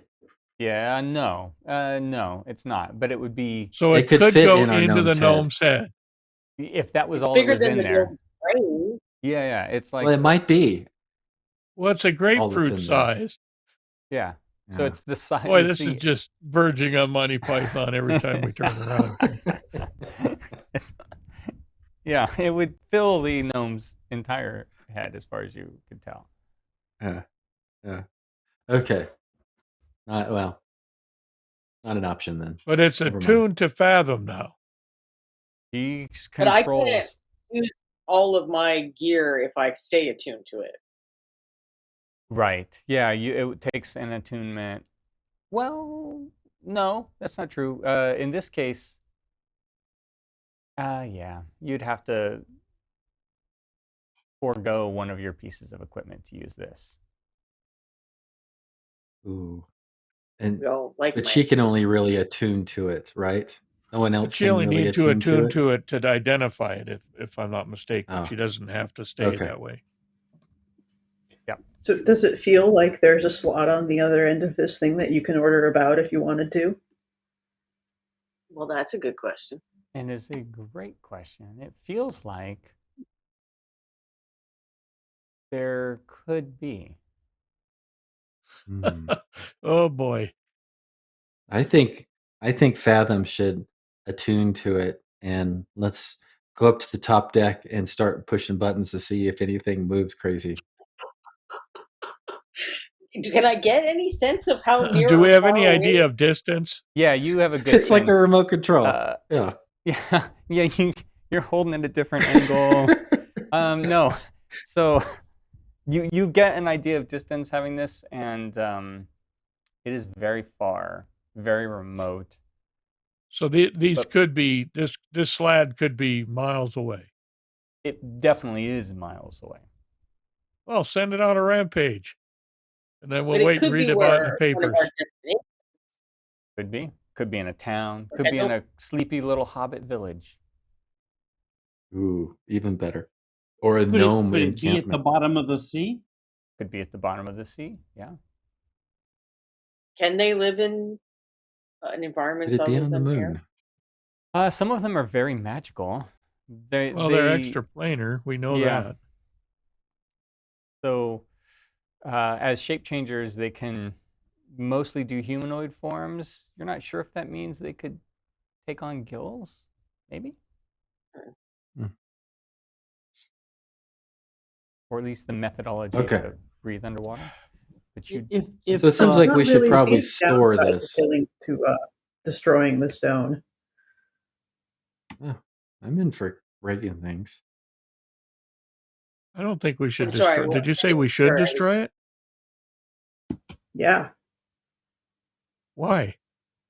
I say we wait until we encounter the slot it came from, and then we could destroy it Or control it. or control it. Yeah, just Or you're Push the thinking buttons just and- destroy it now. Mm-hmm. And I don't see the downside. want to take a vote? Loss of information. I don't see the why it matters at this time. It probably doesn't. It's more just it's clearly attached to the ones that were here in some Mhm. way that we don't know because they were carrying this thing around. They had the key to the box. But we think it's attached to something farther away now. So might be safe to assume that this was going to be delivered somewhere on one point of our destination. Yeah, And that would are be we aware? that would be my that our- only caveat there is if this is a something that could remotely detonate a giant slod, I want to watch and we it. somehow encounter that giant slod. Now, but here's the thing. So, do we know all the next stops that the ship is going to make? That's this Don't. town You that's know the coming next up, one's in and, 3 days. Well, Yeah. probably 2 days now. Okay. I, and that's Bobby, where do you these have a- guys came from. Yes. Bobby, do you have a question? Okay. Yes, if we destroy the stone, would we forego an opportunity to control an otherwise controllable slod, or would it destroy the slod that would be controlled? Do we have any idea? So, as far as your knowledge extends in this, after sort of getting your heads together, you could control destroying the stone means you do forego the opportunity to control a slot that it might be. Does that mean into. we're like turning the slod loose?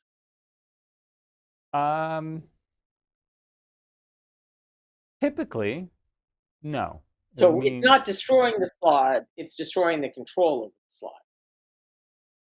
slot. So typically, you might even be destroying the slod's mental capacity to do anything when you do that. But you feel like this gem is a little out of your realm of knowledge on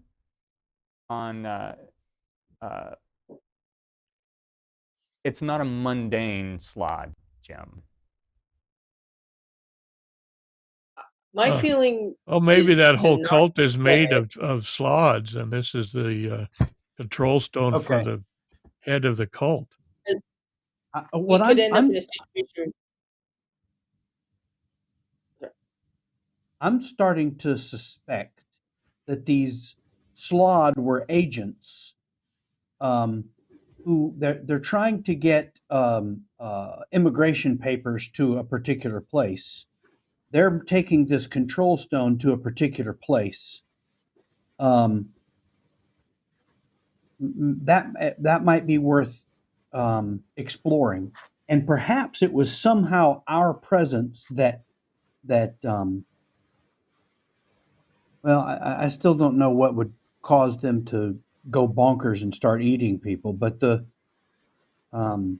this town that we're headed towards, where they had immigration papers. It'd have been something as simple as someone tried to open the chest. Yeah, I think that could be.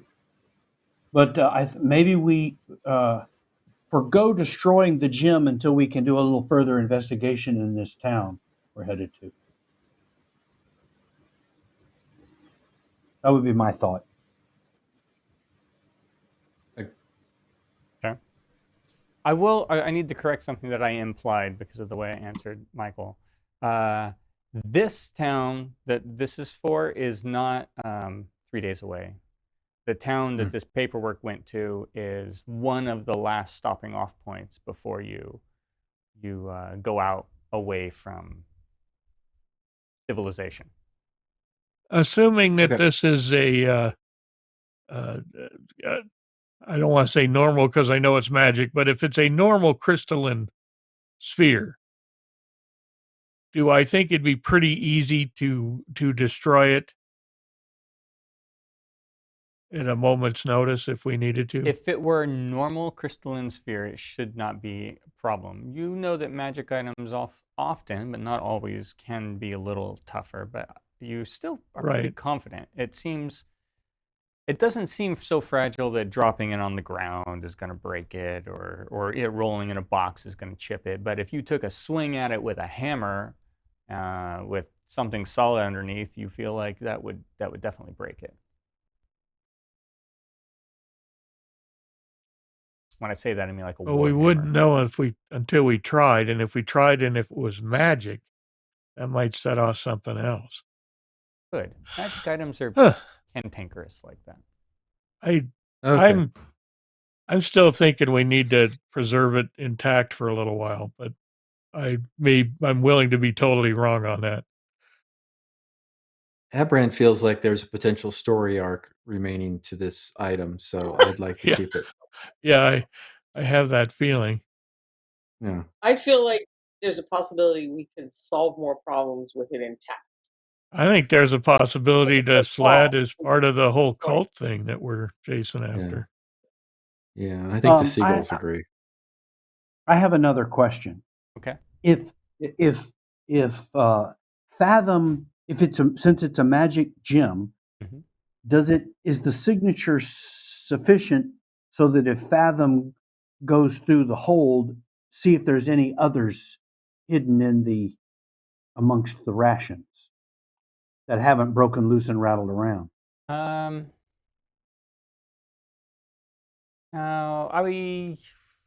Maybe it's possible. Which I thought we decided she did scan the rest of the pile. She looked at the rest of the. I mean, Kay looked at the rest of the pile when she was down there. But- and she didn't. So see we it. at least didn't see any magic locks.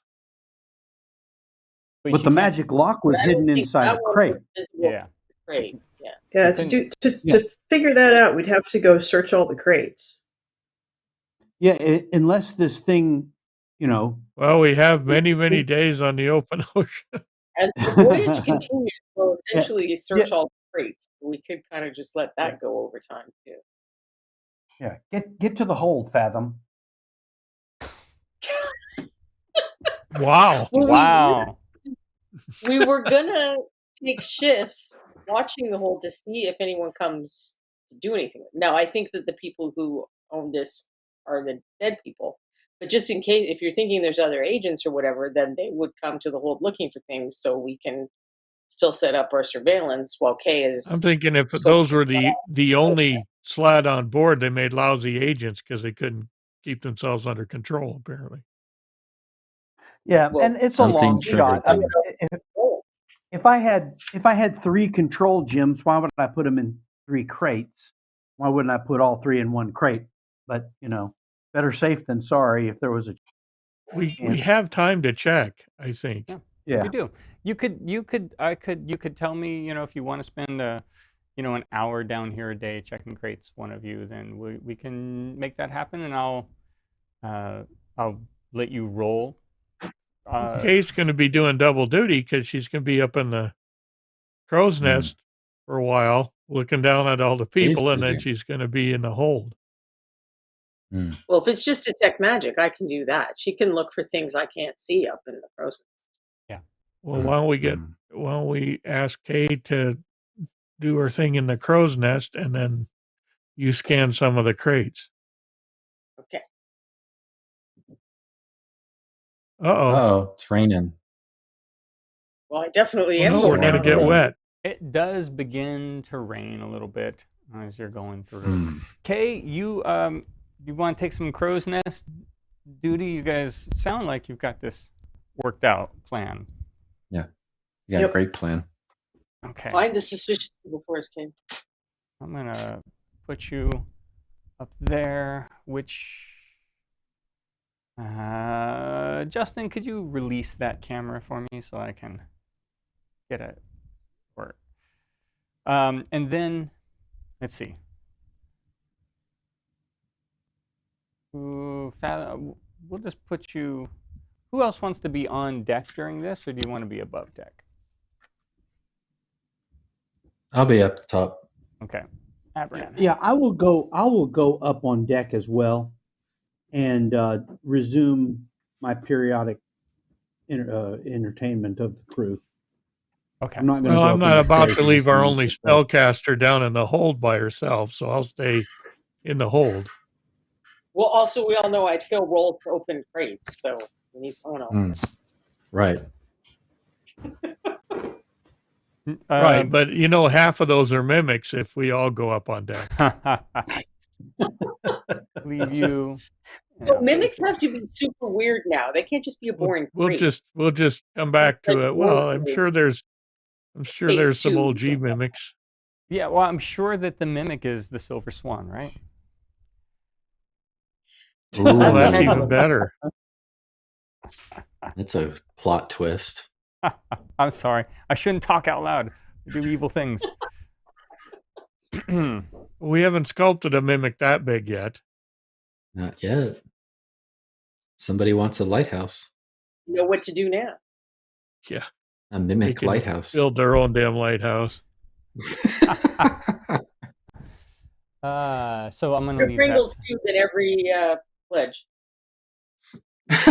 Abran's on deck. Pugil, did you want to be on deck or below? He's strumming his lute So on in his deck? room. or Yeah, below? on He's deck. entertaining Yeah. Taylor. On deck. I'm gonna go back to the forecastle and entertain the crew as they work. Okay. there is definitely some more work going on.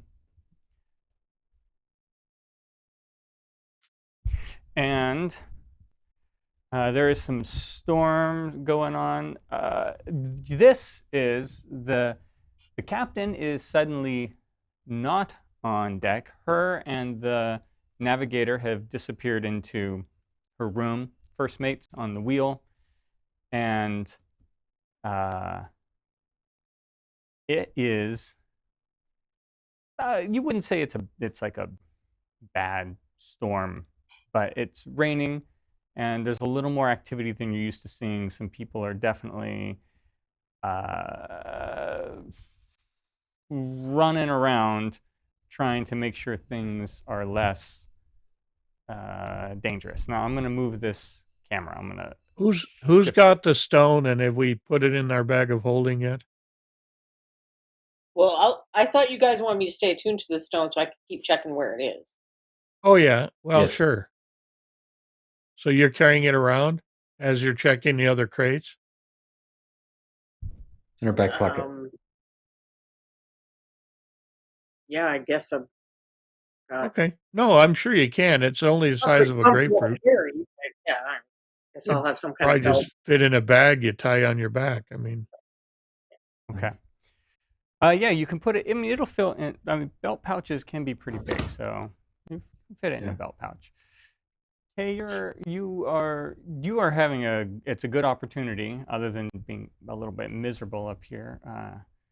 But it's a really good opportunity to look at everybody. None of them are really paying attention to you. They're all going about doing their own things.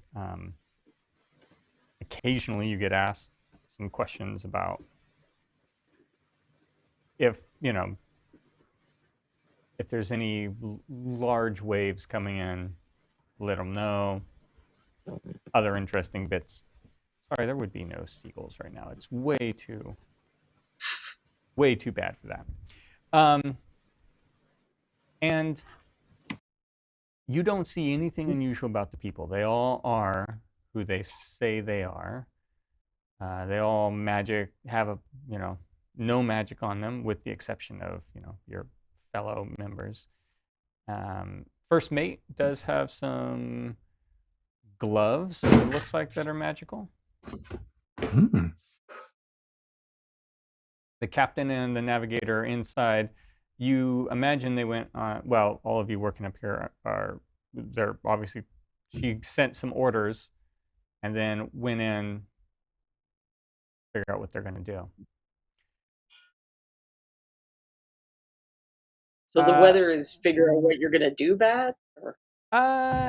It's figure out how to not make it get worse. Did they pick a? Can they? Yeah, I mean a little bit. Figure out how to make it get better, like circumnavigate or navigate around this weather pattern. I'm going to go down to where they're having their confab. Okay. And talk.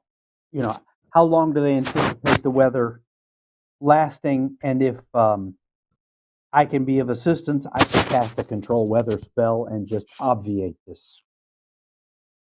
Well, how long does your control of the weather last, and to what extent? Let's see.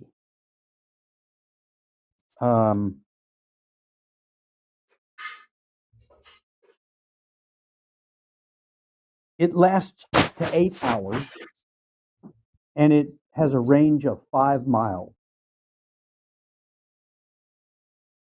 Can you stop this entirely? Certainly. Would you like a lovely sunny day with a brisk breeze astern? 8 hours. So he turns to Morgott. When is the storm going to be at its worst? And you can tell that you walked in on a conversation of whether or not they just go through or they go around. How long is it going to last? And as near as he says, well, as near as I can tell, it's going to be its worst in about 6 hours or so, and it will last bad for around 6 of those more, and then we'll be on our way out, and we could go around. We'll lose maybe half a day, and be perfectly safe. I am curious about this magic that you have, Pugil. As am I. I'm You were awful confident about it for untested magic over there. I'm nervous about trusting in Never it. done a. What do we have to lose? Perhaps I would suggest that we A wait. ship? Our lives. Well, it shouldn't be that bad. At most, we could maybe get some damage on the sails. We're not going in through any rocky areas. It should be okay. I would just rather not stress the crew out so early and have to put up shore to do some repair should something bad happen to the masts. But we should be fine. But I'd rather not. If we could go around, or if you can control Well, if we wait 4 or 5 hours to right before the worst of it, and then knock the worst part of the storm out entirely, we should be able to stay on course, perhaps. That would be invaluable. I would appreciate it. If you think you can do that, let's make that a plan. Okay, very good. Since I'm going to be on duty for an 8-hour watch, I'm going to go take a nap. Here in 5 or 6 hours, I will have 8 hours of concentration and fabulous performance if you care to avail yourself of my amazing musical skills. But it could be one of these Jonah things where we got something evil on the ship that might need to be thrown overboard. I'll be able to tell you more later in a few hours. I'm going to go take a nap in the meantime. Okay, I'll awake you. Sounds good. Okay, so you go below deck to take a nap in your rooms.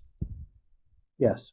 Corncob and Fathom are both below as well. And you were going to be an hour examining the boxes and stuff, Fathom, is that right? Yeah, I think an hour a day sounds good. Maybe we should have a little piece of chalk or something and mark on them. Oh, okay. Examined already. Sure. Or just cut a notch in the corner or something. Kay, make a perception check there on top of the crow's nest. The visibility is pretty low at the moment.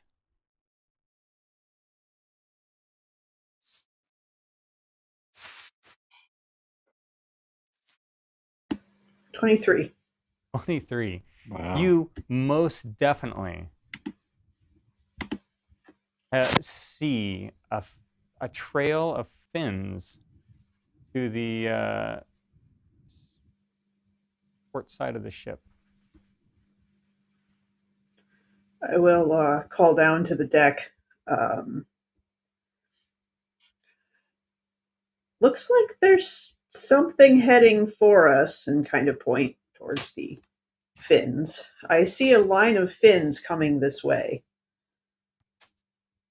What? So you see a little bustle of activity as everyone goes off to the side and looks over. Abran, you can even see off to the side here. Let me get a nice, better view. This here.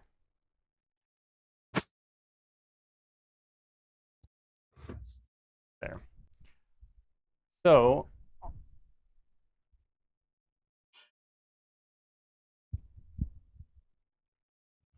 they look over and they say, "Sharks!" But they look a little confused. As though they're... How far away are they?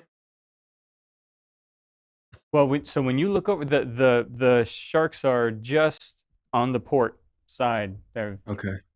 made it up into view of where that Kay could look over and see him. Okay. So they're not like they're just right off the boat, off the side of the boat. They're Yeah, not so out a ways. the crew is like, what? Why are the seas are a little? I don't. Okay, you notice off to the other side, amongst all of this, as the sharks go over, people, the crew is wondering why there is a trail of sharks. You happen to see some creature crawl over. You catch them just as they get to the top of the railing on the starboard side of the Uh-oh. ship. Something just climbed on board and starboard. Roll initiative.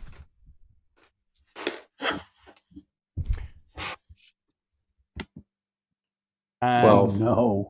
there's no surprises happening for you guys because Kay is, even in this weather, can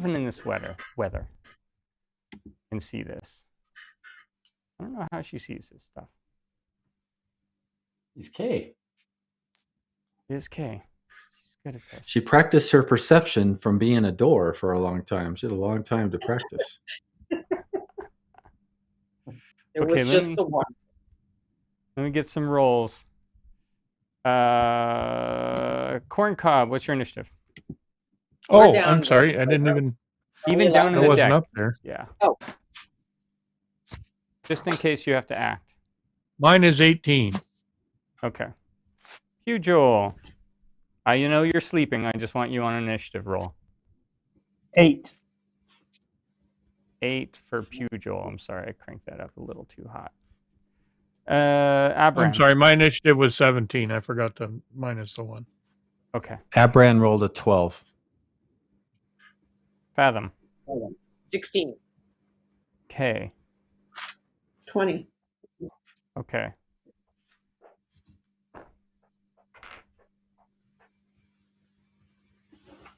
These creatures were moving fast. This was coordinated, it looks like, and it seems like the sharks were there on purpose, off to the side.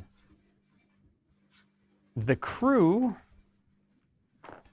are not quite as quick to respond. However, because of that, you, just as these get on deck, you're able to shout at Kay, and then it is your turn, Kay. You see, wait a minute. Well, you can't see with this camera angle. Let me change. Let's change one of these cameras so that you got Sharks on the top of the water. you got a better idea of where things are coming through. So these are two creatures coming over the side of the deck. Frank obviously doesn't have the shark fins from Bones 5. Ah. Maybe I just love these whole sharks. These are I know, airfoil they're big sharks. sharks. they're they're- airfoil Flying sharks. Super nice swimming shark. There's the two figures coming over the side. Ah. That's a Julie Gut. Is that a Julie Guthrie or is that, I forget what those. Was Bobby? Did you do those? Who did those? Okay. And we got to know who to blame. But Kay, you are in that mast. You're at the top of that mast that is on the left side of the screen there. I am going to shoot the one that is farthest on board. Okay.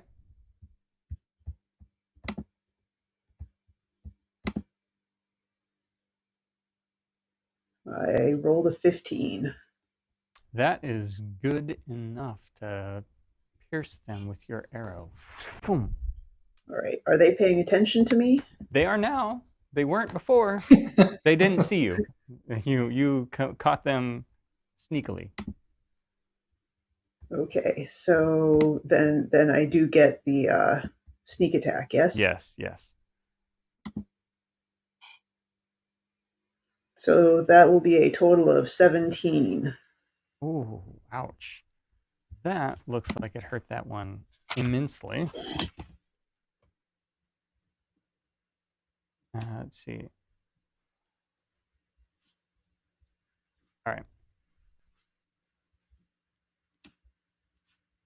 Okay. Anything else, Kay? You're gonna stay up here in the nest? Yeah, at least for now.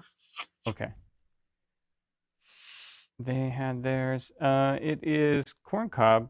You are down here below deck. I don't think you have anything necessarily to suspect at the moment. No one shouted an alarm. Just you guys are doing your thing. Particularly pleased with the vegetables you're going through. So we'll go by that.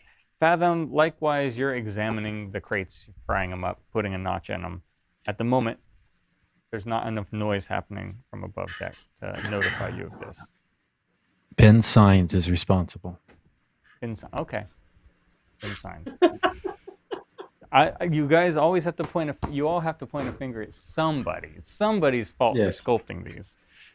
Yes. Abran, it's your turn. So I'm assuming I have line of sight on the 1K hit. That's what I'm going to go after first with my bow. You do. That would be a 30 to hit. I'm assuming that hits. Yep. Does. 9 plus 8 is 17 points of damage on the first one. So because I used my colossal that slayer. hit, he just sort of propels him backwards over the rail with a gurgling sploosh into the water. And That I was had a a- great voice. Someone clip that. I need that for my ringtone for Frank. Abram smiles a little bit with that impactful shot. He's got one left. He takes aim on the second and has a 20 to hit Yes. with 5 points of damage. Period. Okay. All right. Okay. So that was that one that came up over the deck. Nice. Are you going to stay where you are? You're just above that stair that's at the top of this screen, like right. I don't You're need to up there. move as long as I've got line of sight on him. I'm good. You do. Okay. Pugh, you went downstairs, but it's as you're going downstairs. So make a perception check, or you're close enough. You're in between. You could be the in between link for Corncob and Fathom, depending on your perception.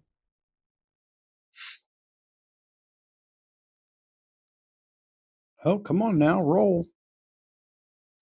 There we go. Oh, crud. 4. 4. Whoa, that's a noisy storm.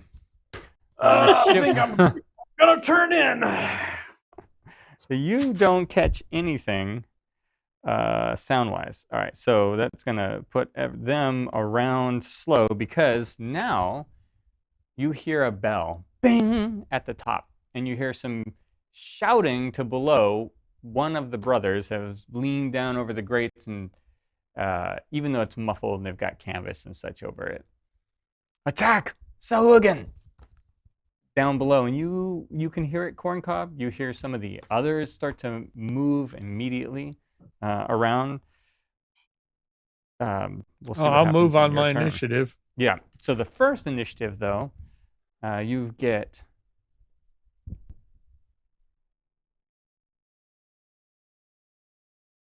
All right. I'm gonna have to get a. Hold on. Let me change this a little bit because this is naughty. Naughty. So you hear a thump. Oh boy. Abran, underneath you. And as you look down, you see coming over your railing another one of these guys. He uses most of his movement to get over there. Let me actually show where you are a little bit more than this. I'll pull this. See you up there, Abran? Okay. Was there any reaction opportunity I had for him climbing over, or was he stealthy enough? No, to he's get there he's before coming I could- into your range. You didn't necessarily Okay. hear him coming up. It doesn't Right. mean he's surprising you in a bad way. However, Okay.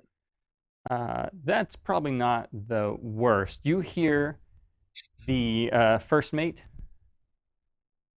shout out, "To the stern!" And you see a very large... let me get a different camera on. A very large creature come up over, and another possibly climbing up the back as well, coming over the side. And Maybe I'll stay below decks.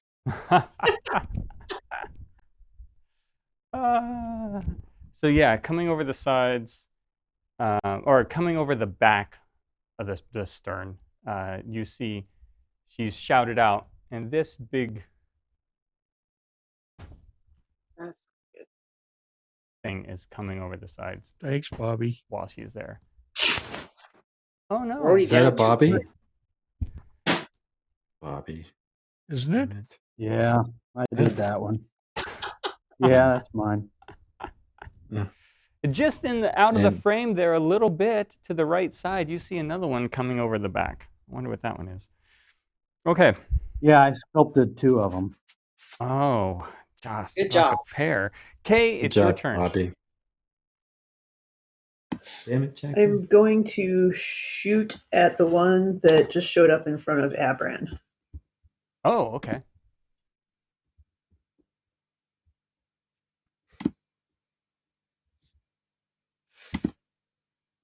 Oops, that was the wrong die.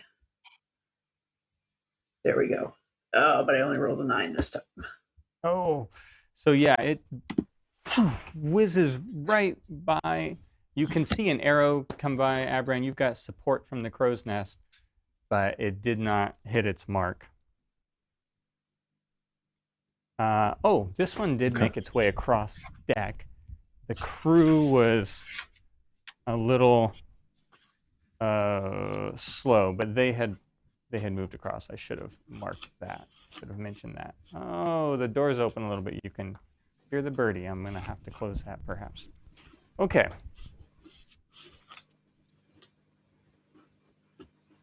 So the crew is engaging with some that came over the starboard side, or with one that's left and remaining. You have missed the one that's about to attack Abran, K, but you've taken a shot at him. And Corncob, it's your turn. You heard the call, and you heard the Sahuagin are attacking. I will scramble upstairs. Okay. Will take most of your movement to get around upstairs and onto the deck of the ship. But you do come out right behind a Sahuagin that's approaching one of the deckhands. Okay. Do I still have an... You have a bonus action at least, if you wanted to. I do. Well, all right. I'll cast my shillelagh spell, or I'm sorry, my spiritual weapon spell. Oh, okay. Spiritual weapon pops up right behind him and make an attack. And whacks him on the head. Okay.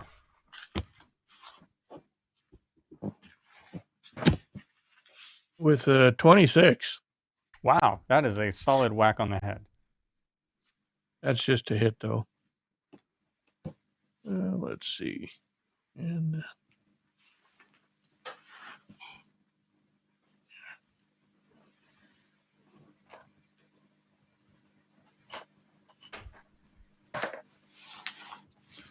nine points of damage.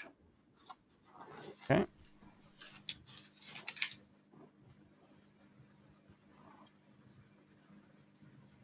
All right.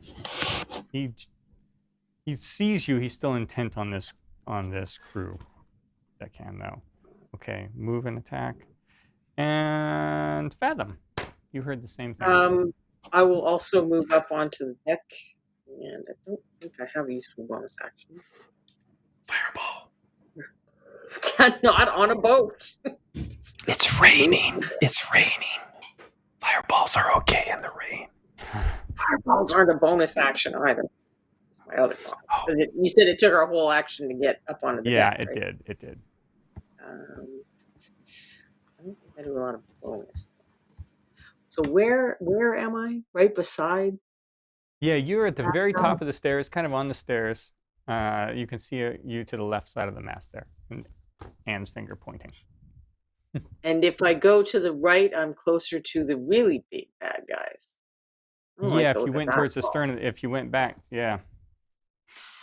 I'm going to move further towards the bow to try to have visibility of all of, like, line of sight to all of these. You intrusions. moved almost as far as you could. You could take 5 Oh, feet okay. towards And the I bow, will though. One step. just try to be alert until next. Okay. All right. So move. Get in there.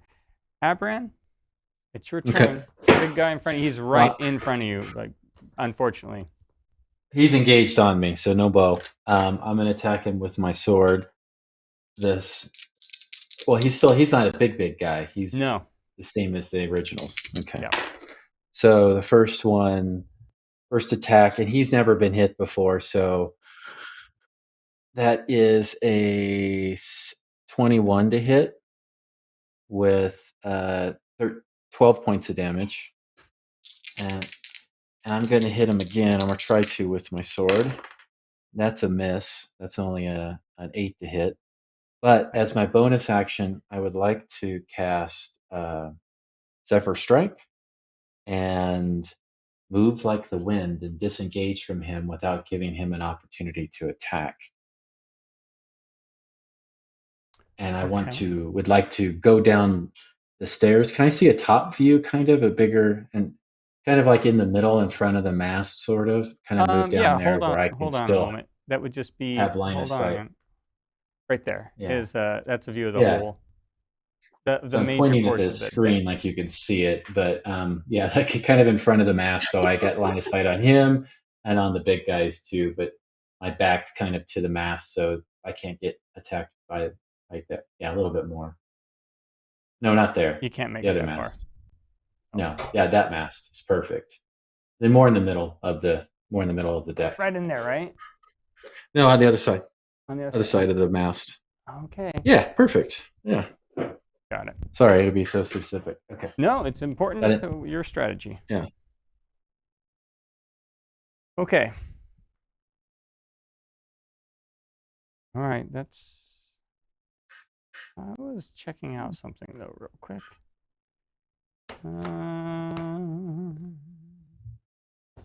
Okay, got it. So you move, you attack and then move. And then Pugh Joel. He's awake from his nap yet. I heard the alarm, I assume? You did, yeah. Okay.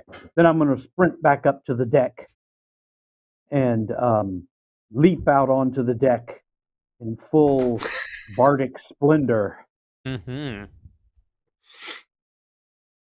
Glamorously strumming my war harp. You did keep your clothes on when you took your nap, right? He's naked.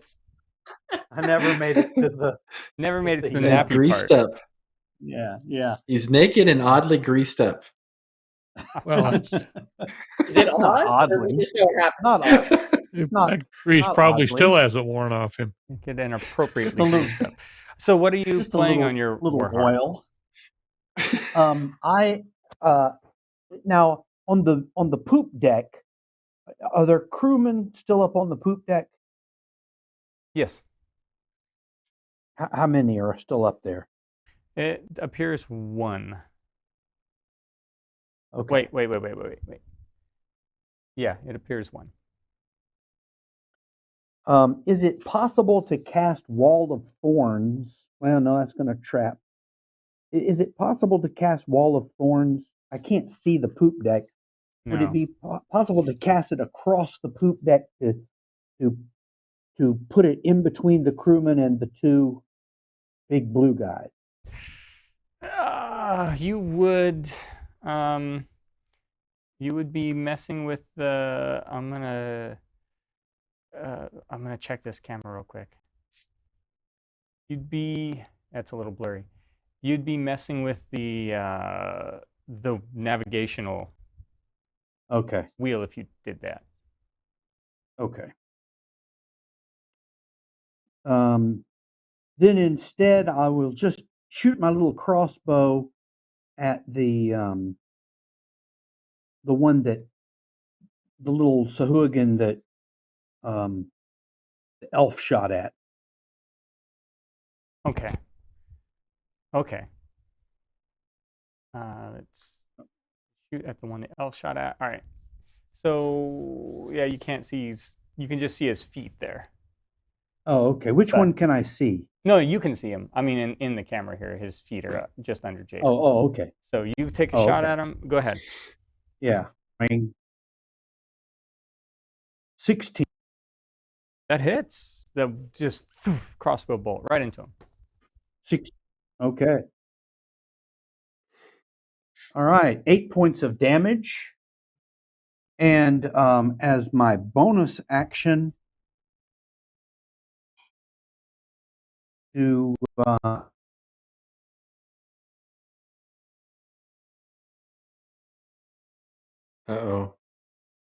Soul of Majesty. Some of that cut off. I heard. Did I hear Soul of Majesty? I'm gonna Mantle of Majesty. It's a bonus action. All right. And what will that do? I'm sorry. Remind me. I will be able to cast the command spell without expending a spell slot. Okay. This little one that you shot at goes down, just on the ground, on the deck. Okay.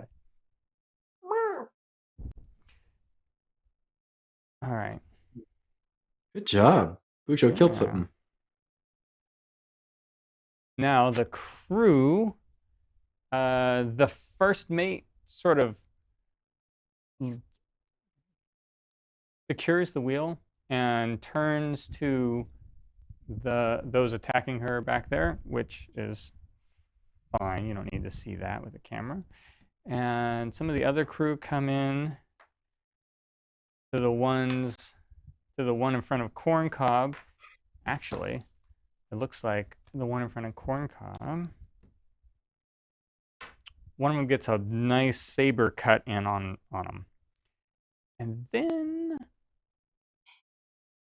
others are just checking the sides. They're moving back and forth, checking the sides, occasionally yelling to each other.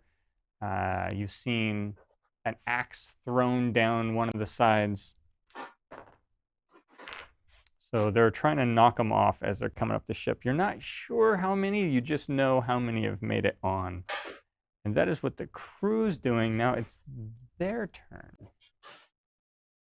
And when I say there, I mean these horrible, nasty creature things. This again that's in front of you, Corncob, turns and swings at you with its claw first. Right. It is a 20 to hit. Does that hit you? I believe so. I'm a Okay. class 18. It's 2 points of slashing damage with its claw, and then it lashes out like God dang it. and bites at you. I'm dead. I'm down. I'm just kidding. Like, wow, I thought you had a long rest. 2 points. I did. And I just forgot to. Snaps in the air with a bite. The big ones up near first mate.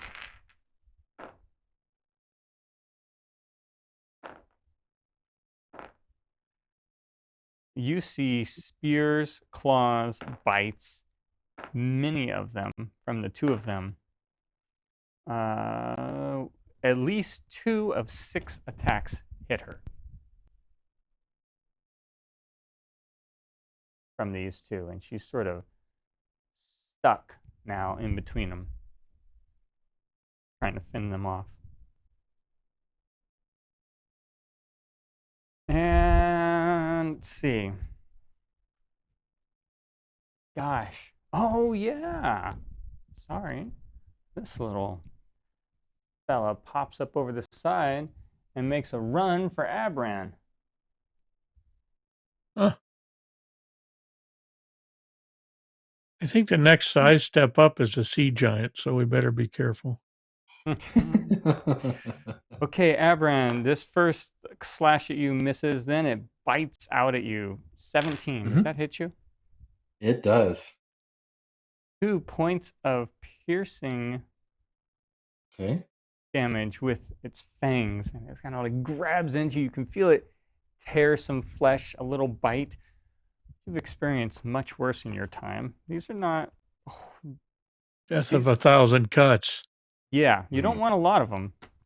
It's not too bad. Kay, up there on the crow's nest, in the crow's nest, you no longer have really good shots at these things because of their angle. Like, they're right at the base of the mast or behind the other mast up on the poop deck. So I can't even. So even the big ones, I can't get a good shot on from where I You have am. one big one you can get a shot on. It's got some cover, though, moving in between. You're going to have to shoot through rigging. All right, I'll take the shot. Okay.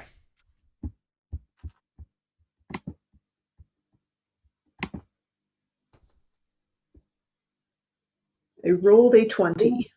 Whoa! Not a natural 20, just a 20. Well, still. Timing with the flapping of the wind.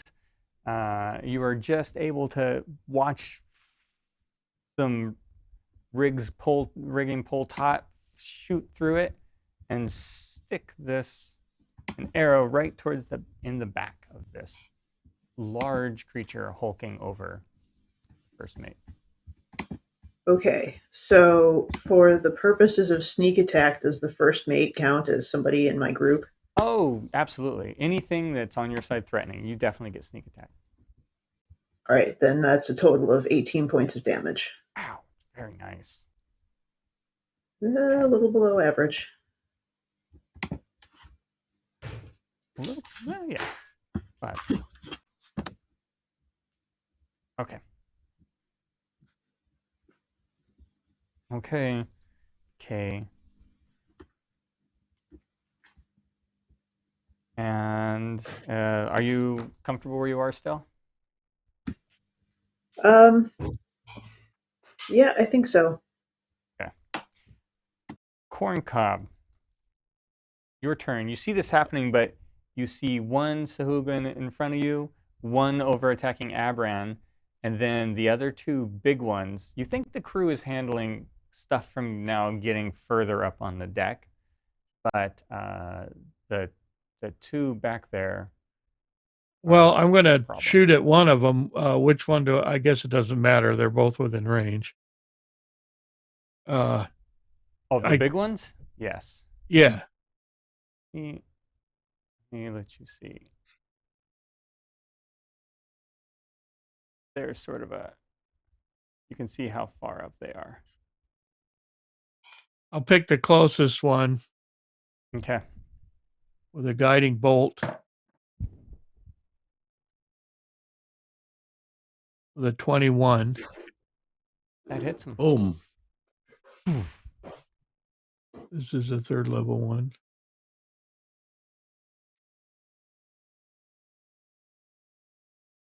So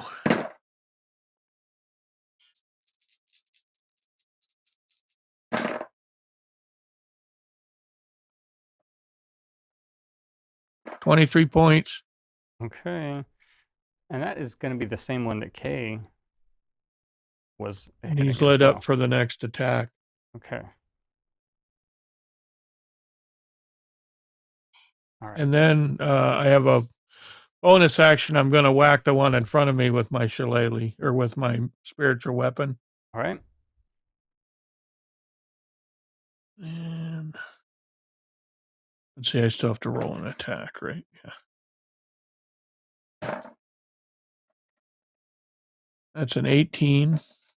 That's a solid spiritual weapon. What form does your spiritual weapon take? Is it like another shillelagh or? I Yeah, forget. it's just my just a staff. Okay. Stick, whatever. 9. Take 9. Okay. That does some damage to him. But he's still standing. He sort of lunges forward and looks back at you.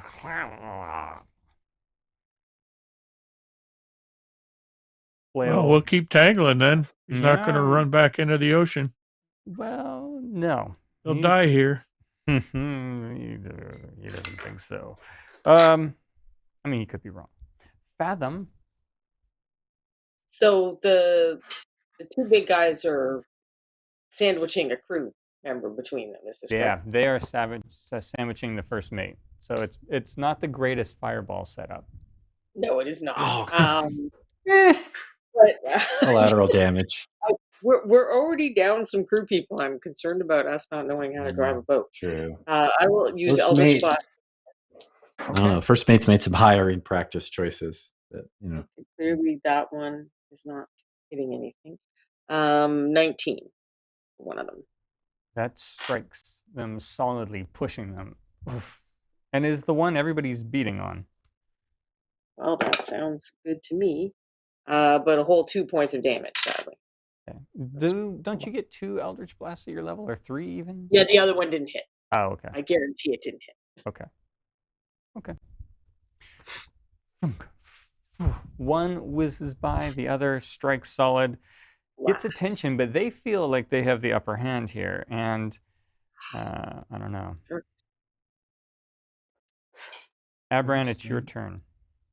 Okay, so I have to attack the one that's on, because he's on me, right? He's right on you, yeah. Okay, cool. So that is a 23 to hit with 12 points of damage, and he hasn't been injured correctly. Correct? Correct, but that shot was... All right. Do you say 12 points damage? Okay, 12. 12 points on the one that's on me, yeah. That was with sword, too, my magic sword. Okay. And then so I'm going to use my second attack on him as well. That is a 13 to hit.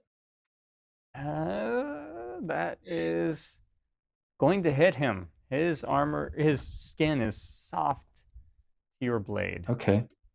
All right, so hold on. Gotta find. So that's 5 and 7. 12 more points of damage. He goes down, boom, slicing through him at your feet. Just... I'm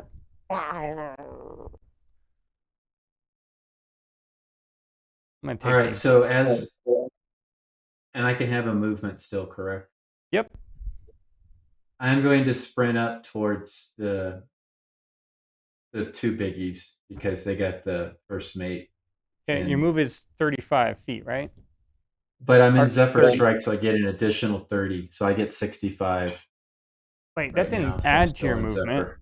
I think. Yeah, Does it it does. add to your movement? Oh my goodness. Yeah, it says move like the wind until the spell ends. Increase it by 30 Speed feet. increases by 30 feet. Yeah. Okay. So can I get up on them? And then Zephyr Strike. All right, so ends after that, right? 1, 2. It lasts for a minute. Concentration up to 1 minute. Yeah, you can get right to them. Yeah.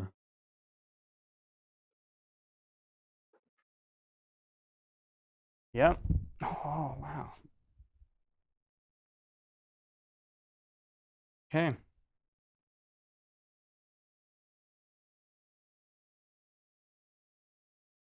Okay, hold on. So it's a little different. I was wondering about those rules. I want to clarify it. So Okay. until the end of the minute, you don't provoke attacks of opportunity when you move. Once before the spell ends, you can give yourself advantage on one weapon attack. Whether you hit or miss, your walking speed increases by 30 feet until the end of that turn. Ah, okay. So I don't make it all the way up there because I already used that to get away from the first one. Ah, okay. You can. Yeah, you because can I make it all. used. You can make it. Well, You can make it 5. I don't think you did use it last time. That was with your normal no, movement. yeah, yeah. So you can use it this 'Cause time to give yourself advantage. Okay, it gives me advantage on my next attack. Yeah. Okay, cool. Okay. Which he's already lit up if no one's hit him yet. The one Abram just closed with. Yeah, that's true. But Abram doesn't get another attack because he just slaughtered that other thing. Okay. Didn't Fathom hit it after you cast that spell? I don't I think remember. so. Yes. I think she did. Yeah, your first attack that you said, was that your first attack that you said missed entirely, Fathom? Yes. You should have got a second roll on that attack. Oh, okay. Well, let's see if I could do better. 10. It's probably not. No, It's better, but it's not. It's better, enough. but it doesn't hit. It was Yeah. worth it. Worth a shot. Sorry, Dang it. No. the antlers aren't working like they're supposed to. Hold on, I got another attack. Never mind. Pugil, you're up there singing. There's one little one standing still that people are just beginning to converge on, and these two big ones up there, you see Abran and the first mate fighting. My plan was to use the command spell, but it dawned on me that these creatures they're not going to know my language. So that's useless, right?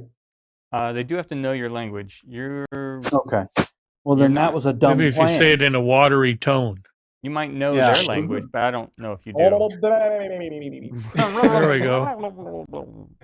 Yeah. Okay. Well, that was a dumb plan. I wasted last round. Silly me. Good job. Yeah. Duh. I guess I'll just shoot the little guy and bardically inspire Abran. Okay. Shoot the little guy. So- Go for it. Little guy gets shot with an 8. An 8 to hit. No, a 7 to hit. Sorry. Oh no! Through all the crowd and people moving about, you cannot get a good shot, and it just goes off. Sorry, Alas. Pugil.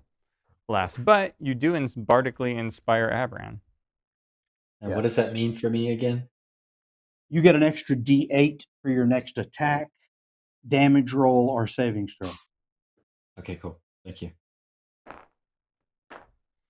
Okay, so crew on the side, they're shouting the all clear, check here, move here. So you see them moving about, and they also, the one that was engaged with this one, runs them through in front of you, Corncob, and it falls at your feet. Down he goes. That was a good sound effect.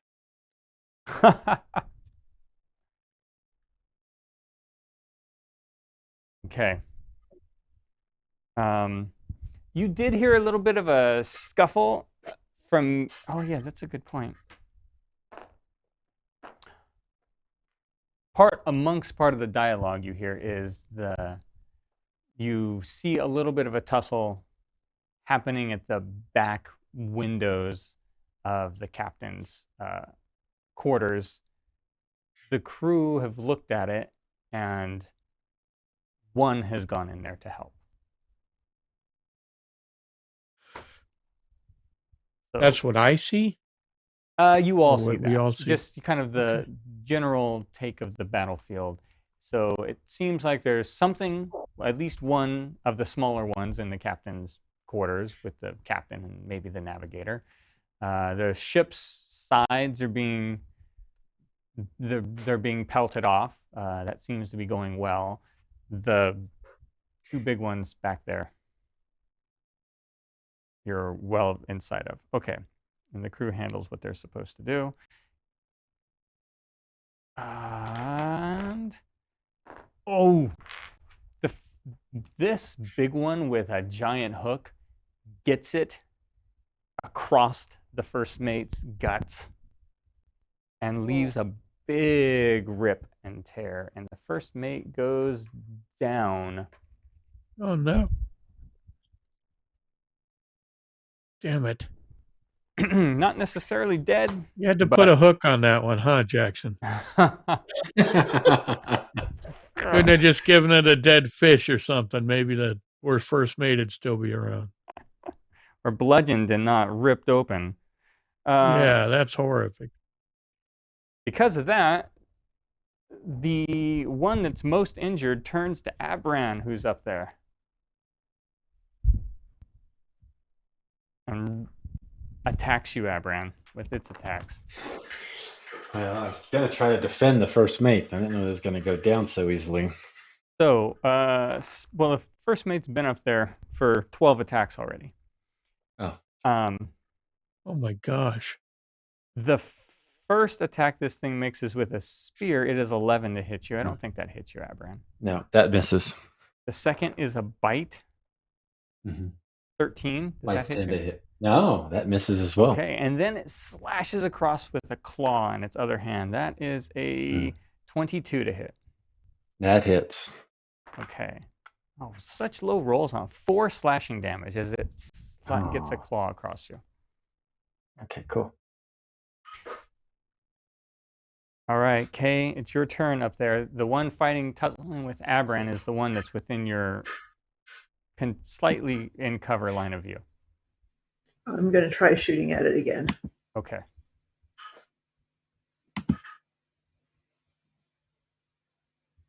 Got a 23. Wow! Again, timing perfectly through the storm. And what you need are hard shots to make.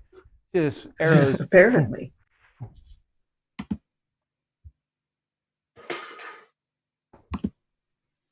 Those apparently are targeting goggles. So this time it's 27 points of damage. Woohoo! Boom. That's a hell of a hit.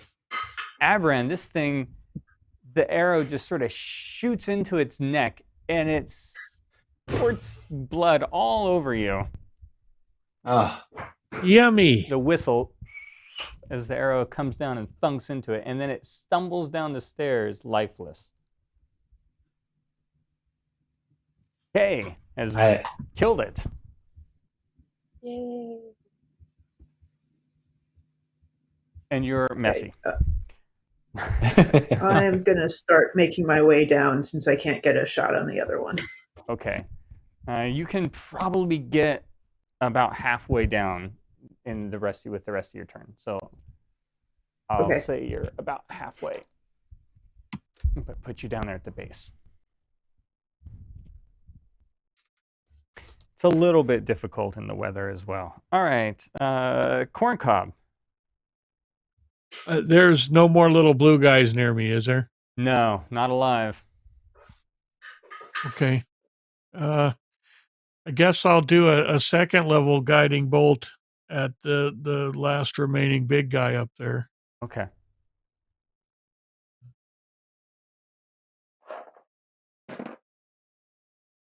And that's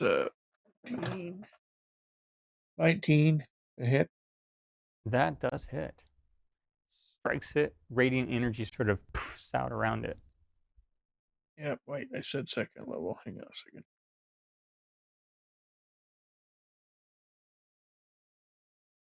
$5d6.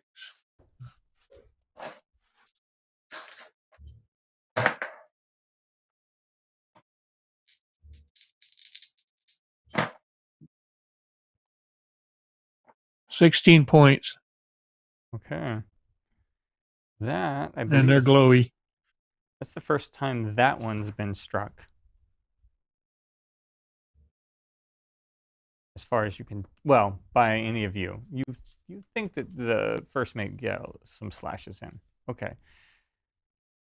And then my spiritual weapon will just stay with me, I guess. Okay. Yeah, could not make it all the way up there. All right. Yeah, it's only 5 feet, so. Fathom. Yes, there's still close quarters there, so I will do Eldritch Blast again. Yeah, no fireball. Oh, now no fireball. Oh, You have now advantage. you say no fireball. You have advantage on One- this roll because Corncob's lit him up glowing. Okay, so one is 25, and the next one is 16. Both those strike solidly against the body of this creature. Excellent. Were those 2 blasts? Yes. Yes. Because the first one she should re-roll to make sure she doesn't get a natural 20, right? Yeah, 2 rolls on the first. Oh. No, I did 2 rolls. On the 9 first damage. blast. Okay, sorry.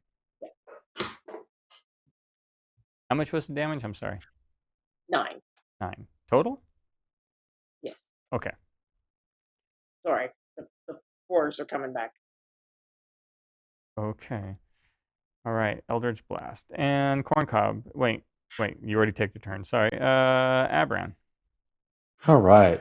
So I'm disengaged from him, so I can use my bow on this guy. And my Yes. intent here is I want to plug him with as many arrows as I can hit him with. And I'm going to then take my action and move down those stairs to camera right to try to draw him away from the first mate. Okay.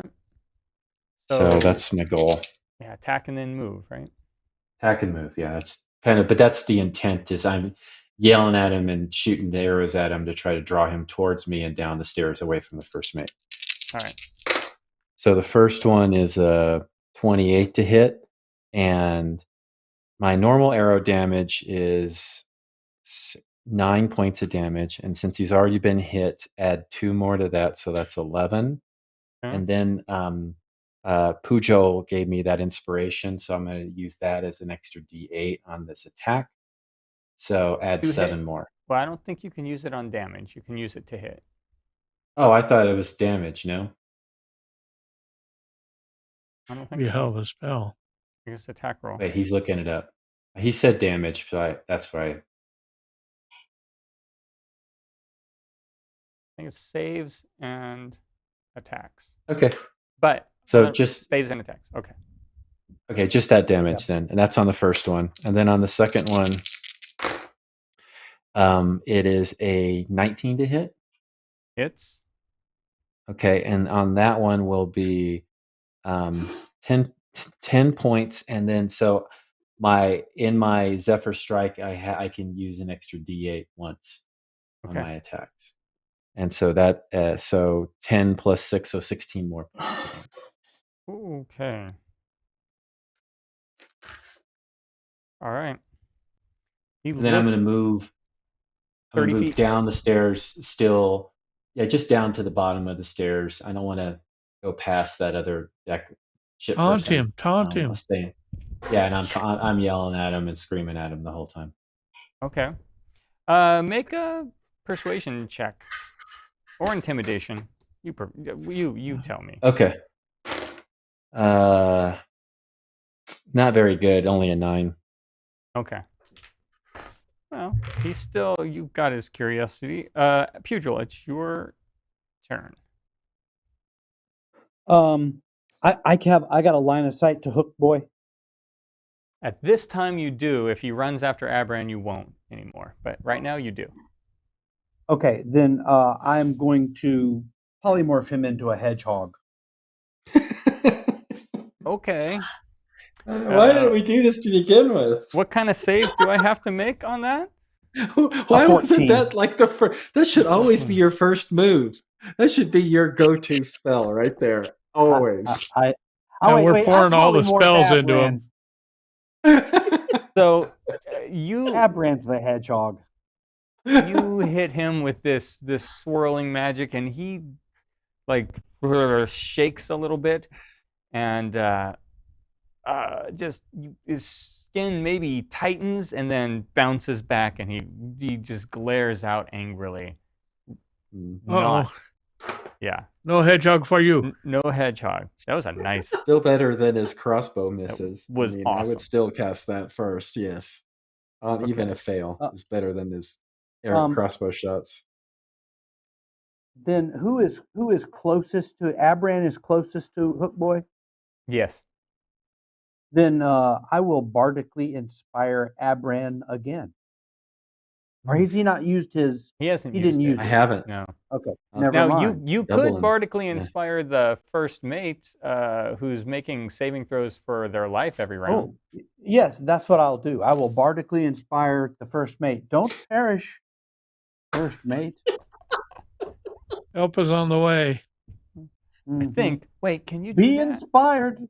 Maybe Dig you, my groovy tunes. I'll have to look into it afterwards. That may not be possible. We'll call it okay for now. I just popped that out. Well, even there. if the spell doesn't work, maybe the encouraging words do. Yeah, of course. It's Let's not see. your gut spilled all over the deck. Just a flesh wound. Some of you, you see the captain pop out of the door. A little bit of blood on her, a little bit of this strange Sahuagin blood, but looking pretty good. And looking around at the rest of the crew that took her. Wait, wrong door. Nope, that's the right door for where they were. My bad. Bless you. The rest of the crew is again kind of at the sides. They're double checking, and they've got their last all clear. They say, "That's it. One left." And that one looks, I don't know. So this is the moment, Abran, where if that was a great roll, he would have followed you. In this case, he looks at you all. He looks at you, Abran, extends his floppy hands and makes some sort of gesture that you think is rude. Not one you're familiar with, though, and dives off the back of the ship into the water. Bitch. Shit coward.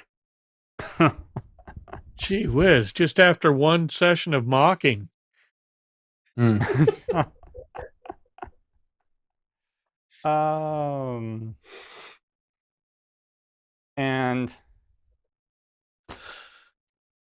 that is it. Are we out of rounds? You are out of rounds. However, well, yeah, you're actually out of rounds. Can I cast a spell on the first mate? I can cast Healing Spirit. Yeah, you're close enough. Okay. I'm going to cast Healing Spirit, which is basically a fae of an octopus, and it's going to float on top and go like this over her. And restores up to 1d6 of hit points to that creature. So 6 points of damage is restored. It should bring her out of her death throes, I'm hoping. Okay, a little fey octopus. Yeah, sort of just circles up over over the whatever. There you go. Yep. And you hear her go, "What is this?" Those are your guts. They've come alive and are crawling all over your body. But it's a nice healing fey octopus creature, and she recovers. If you were there to see her belly wound that was pretty bad close, you'd be properly impressed at the power of your octopus. The little octopus pinches it shut. Yeah, the little tentacles just and it seals like the edges of a pie crust. Yeah. Impressive scar. Yeah. So the crew were like, we're good on the sides. It looks like we've beat them back. thanks to all of you. We haven't seen any Sahuagin in this area for a while, though it happens from time to time. How many people in the whole ship are injured? The first mate is still injured. The captain's injured. The navigator comes out. His glasses are a little crooked, but he looks perfectly fine, just disheveled. And then a couple of the other crewmen have a claw slash or two. Okay, So, I'll 5. do a mass healing word. Okay. And I guess I'll throw, since that's 4, I'll throw Abram and myself in that to make 6, because we both are down 2. Okay. Right? Yeah. Yeah. So that's 4 plus 4.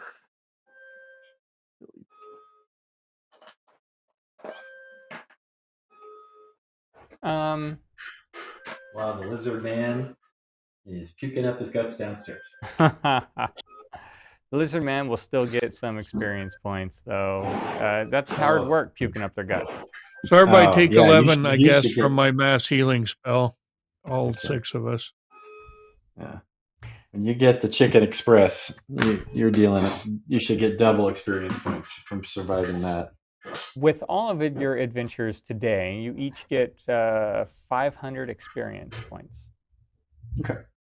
These Sahuagin didn't really have much of value on them in terms of items. One of the big ones had a pouch that had 3 pearls in it.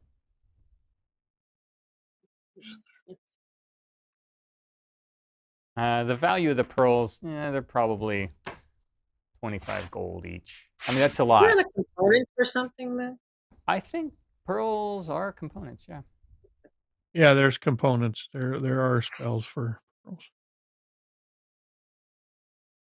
And If that... this is how this trip is going to go, I feel like we should renegotiate our salary with the captain.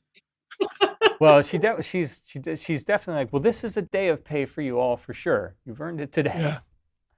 You've been attacked from within and without, so the next attack is probably coming from the sky, and we all know what that means.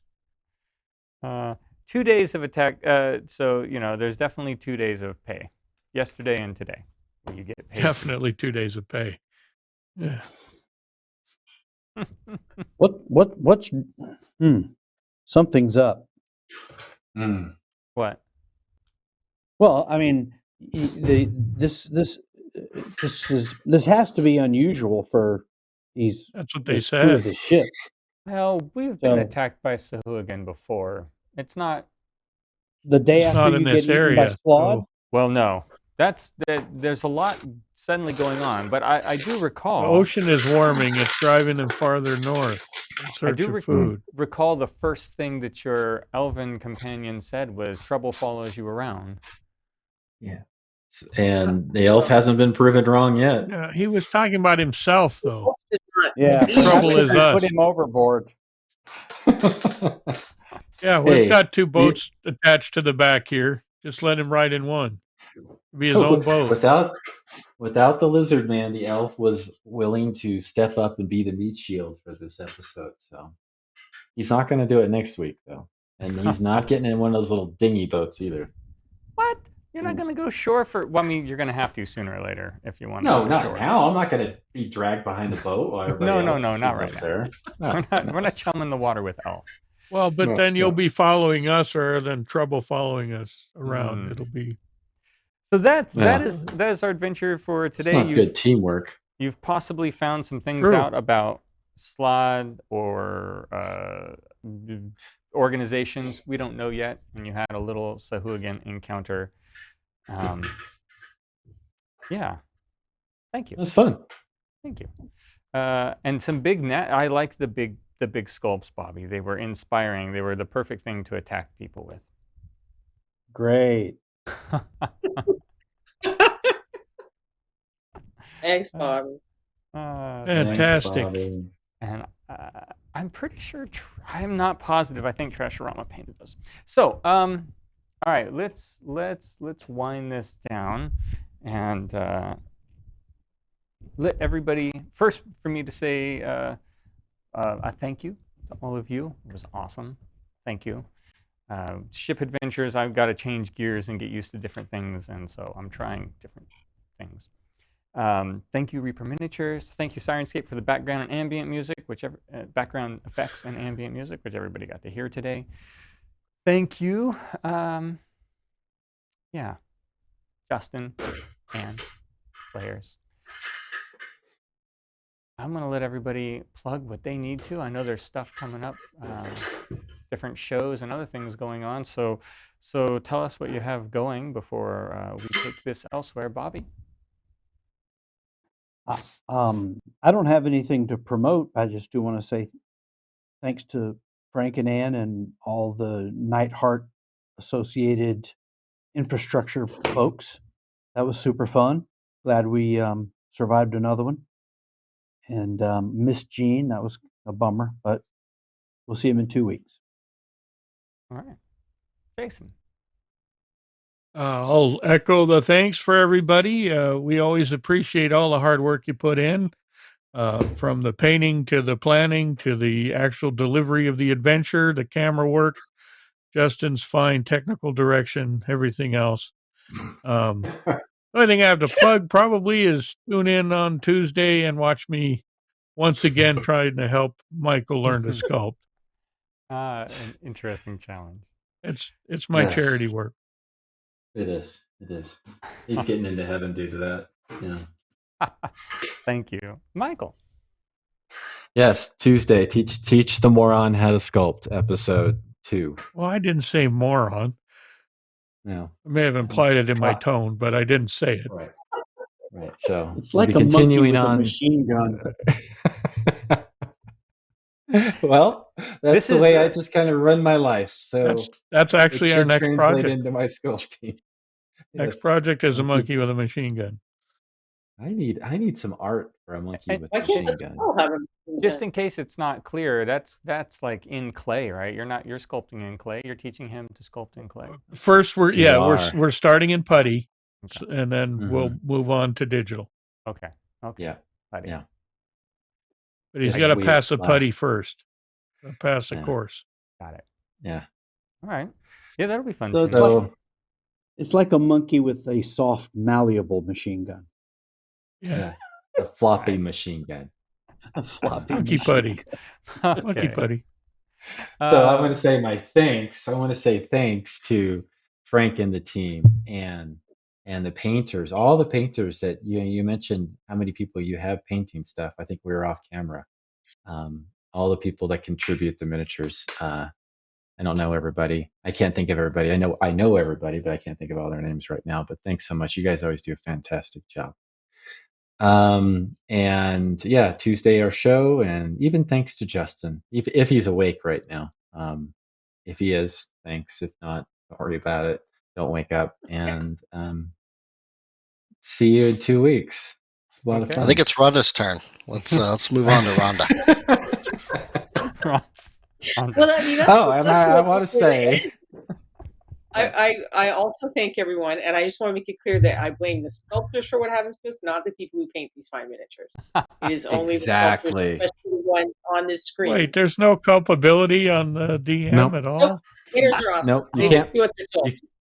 You can't paint what doesn't exist. Frank can't put in the game what doesn't exist.